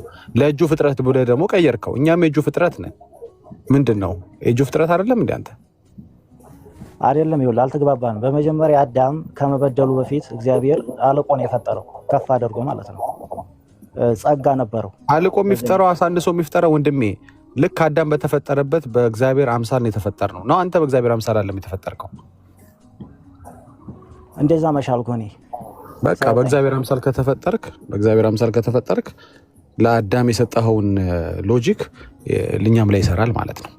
አሁን እኮ ማጣፊያ ያጠራችሁ ምን መሰላችሁ? አይሰግድም ትሉና እንደሰገደ ሲገኝ ደግሞ አዳም ብቻ ነው ትላለህ። የአዳም ዘር አይደለህም እንዴ አንተ? አንተም ይኸውልህ እኮ አሁን እኮ አንተም እኮ በንጽህና በቅድስና ከዓለም ልቀህ ምንም ንጽህና አያስፈልገውም እኮ አንተ ያመጣኸው ሎጂክ ላይ ንጽህና የለውም። አንተ ያመጣኸው ሎጂክ ላይ በእግዚአብሔር አምሳል መፈጠር ነው ያለው። አንተ ያመጣኸው ሎጂክ ላይ አሁን ነው ንጽህና የጨመርከው። ማጣፊያው እያጠረ ሲመጣ ሎጂኮች የቀያየርክ ነው። መጀመሪያ የተነሳበት ሎጂክ ላይ ንጽህና ምናምን የሚል የለውም። ገባ? ንጽህናም ወንድሜ መጀመሪያ የተነሳበት ሎጂክ ላይ የለውም። አሁን በእግዚአብሔር አምሳል ለተፈጠረ መስገድ አለበት ካልክ ይኸው በእግዚአብሔር የተፈጠርን አቤት እያልን ነው። እንግዲህ አንተን አፈጣጠር ባላቅም እኔ በእግዚአብሔር አምሳል የተፈጠርኩት። ስለዚህ የመጀመሪያው ሎጂክ አልሰራ ሲል ደግሞ አይ እሱ በእጁ ፍጥረት ነው የተፈጠረው አልክ። እኛስ በእግሩ ፍጥረት ነው የተፈጠርነው። መጽሐፉ ለአዳም ነው የሚለው ለእኔና ለአንተ ይላል እንዴ? ወይ እንዴ ምን ማለት ነው? አዳም ማን ነው እኮ ለእኔ ለአንተ አንተ ማን ነህ? አዳም ማን ነው? አዳም በሌላ መልክ አንተ በሌላ መልክ ነው የተፈጠራችሁት አይደለም እኮ። ይለያያል። ንገረኝ። አንተና አዳም የምትለያዩ ከሆነ ንገረኝ። አዳም ማን ነው? አንተ ማን ነህ? ያንተና የአዳም ጸጋ እኮ ይለያያል አፈጣጠራችን ብለህ ንገረን። አስገርመን እዚህ ጋር አዳም የተፈጠረው እንደዚህ ነው፣ አንተ የተፈጠርከው እንደዚህ ነው ብለህ ንገረኝ። በጸጋ እንለያየለና ኮከብ በክብር እንደሚበልጥ አዳም ምን አይነት ጸጋ ተሰጠው? አንተ ምን አይነት ጸጋ የለህም? እስኪ ንገረን። አዳም ምን አይነት ጸጋ ተሰጠው? አዳምማ የተሰጠው ይኸውልህ ብላ ጠጣ። እስኪ አዳም ያለው ጸጋና አንተ የሌለን ጸጋ ንገረን እስኪ። አዳም የተሰጠው ጸጋ ልንገርህ። እግዚአብሔር የመጀመሪያ ፍጥረቱ ነው። የኔና የአዳም ፍጥረት ይለያያል። አዳም ከመሬት ነው የተፈጠረው። እናንተ ደግሞ የተፈጠርነው ወንድና ሴት ሩካቢ አድርገው ነው የተፈጠረው አይደል? አፈጣጠራችን ይለያያል። እናንተ ከመሬት ተፈጠርከው፣ አንተ ከምድር አፍራለ የተፈጠርከው እኮ ቢሆንም ይለያያል። የኔና ያንተ አትቀያየር እንጂ በየሰከንዱ ወንድማችን አንዱን ያዝ እንጂ። አንተ ከሴትና ከወንድ ሩካቤ የተፈጠርከው አልከኝ። መልሼ ደግሞ አንተ ከምድር አፈር አይደል የተፈጠርከው ስለ እኮ ቢሆንም ትለኛለህ ወይ አይደለም ብለህ ገግም ወይ ነው ብለህ ማስረጃ አምጣ እኮ። በጸጋ ከእሱ ከኛ ይልቃል ነው። ምን ጸጋ? ጸጋውን ስጠይቅ ደግሞ ወደዚህ መጣ። እሺ ምን ጸጋ? አዳም ያለው ጸጋ እኔ የሌለኝ ጸጋ ምንድን ነው? እስኪ ንገረኝ። አዳም ያለው ጸጋ በመጀመሪያ እንስሳት አራዊት ሁሉ ይሰግዱለታል እኮ። ማስረጃው ስጠና። እሱ ማስረጃ ስጠን። እንስሳት አራዊት እንደሚሰግዱለት ምዕራፍ ስንት ላይ ነው? ኦሪት ዘፍጥረት እግዚአብሔር አክብሮ እንደፈጠረው አይናገርም? ወንድሜ አዋርዶ ፈጠረው አላልኩም። እንደሚሰግዱለት ብለሃል። አትቀያየር። ዝልል ነው የምትለው። እንደሚሰግዱለት እስኪ ያሳየን እኮ። አክብሮ ፈጠረው ይላል መጽሐፍ። እስቲ የቱ ጋር ነው? አሳየን። አክብሮም አዋርዶም ፈጠረው የሚል የቱ ጋር ያለው? ባሪያው በአምሳሉ ፈጠረው ይላል ኦሪት ዘፍጥረት። አክብሮ ፈጠረው የሚል ግን የለም አይደለ? ስለዚህ እቺን ቃል አንተ ነው የጨመርካት። እሺ እንስሳት ሰገዱለት የሚለውን ደግሞ ሞክር እስኪ። አንዱን አልቻልክም፣ ሁለተኛው ጋር እንሂድ። እንስሳት ሰገዱለት የሚለው ጋር እንሂድ እስኪ። የቱ ጋር ነው እንስሳት የሰገዱለት? እሱን አንተ ነው የሚመለከትም። በሚስጥር እናንተ ነው እንድምታ ውስጥ በአንድምታ የሰገዱለት። እሱን አትቀበልማ መጽሐፍን አንተ። ኦኬ አልቀበል። መጽሐፍ ቅዱስን የምቀበለው እኔ ዳጊ እኮ መላእክት ለሰው አይስገዱም ይላል እንደ መጽሐፍ። እሺ ቢኒ ንገረኝ። መላእክት እኛ እኮ አንድ ወንድማችን መደዳውን ያለ መረጃ ነው የምትናገረው። አንዴ ተረጋጋ ወንድማችን። ለአዳም የሰጠው ሎጂክ በጠቅላላ ፈርሶብሃል ወይ ደግሞ ይሰራል ካልክ ደግሞ እኛም የአዳም ዘር ስለሆን እኛ ላይ ይሰራል። እሺ ቢኒ ምንድን ነው? ቀጥል ቢኒ። አይ የእኛም ፎቶ እንዴት እንደምንልክ ጠይቅልኝ ፕሊዝ። የእኛ ስለ አድኖ ያስፈልጋቸዋል ወይ መላእክት መስገድ ከፈለጉ? ስለ ማለት እኔ አሁን ፎቶ መላክ ፈልጋለሁ። ገብቶሃል? አንደኛ እሱ ነው። ሁለተኛ እንዴ በአዳም ጊዜ እኮ ሰማይ ራሱ ቅርብ ነበር። በቅሎ መታወቁ ነው ይሄ ሰማይ አሁን ያለበት ርቀት ላይ ሄደው እንጂ ሰማይ በጣም ቅርብ ነበር። ይህን ተረት ሰምታችሁ መታወቁ። እስቲ ቆይ ይህን ጥያቄ ልጠይቀው። አዳምን ወረደ እንዲ አለ ወረደ ሄደ እንዲ ሸኛቱት? ለምን መልአክ ነው ራሱን ያወጣ። ወይኔ ምርጥ ተረት ጀምሮ። ኧረ በእናታችሁ ራሱን የወጣው መልአክ የሚባል አለ። የበቅሏን ነገር ባታነሱት ጥሩ ነው። ሳር ስትግጡ ላኮ ነው በጣም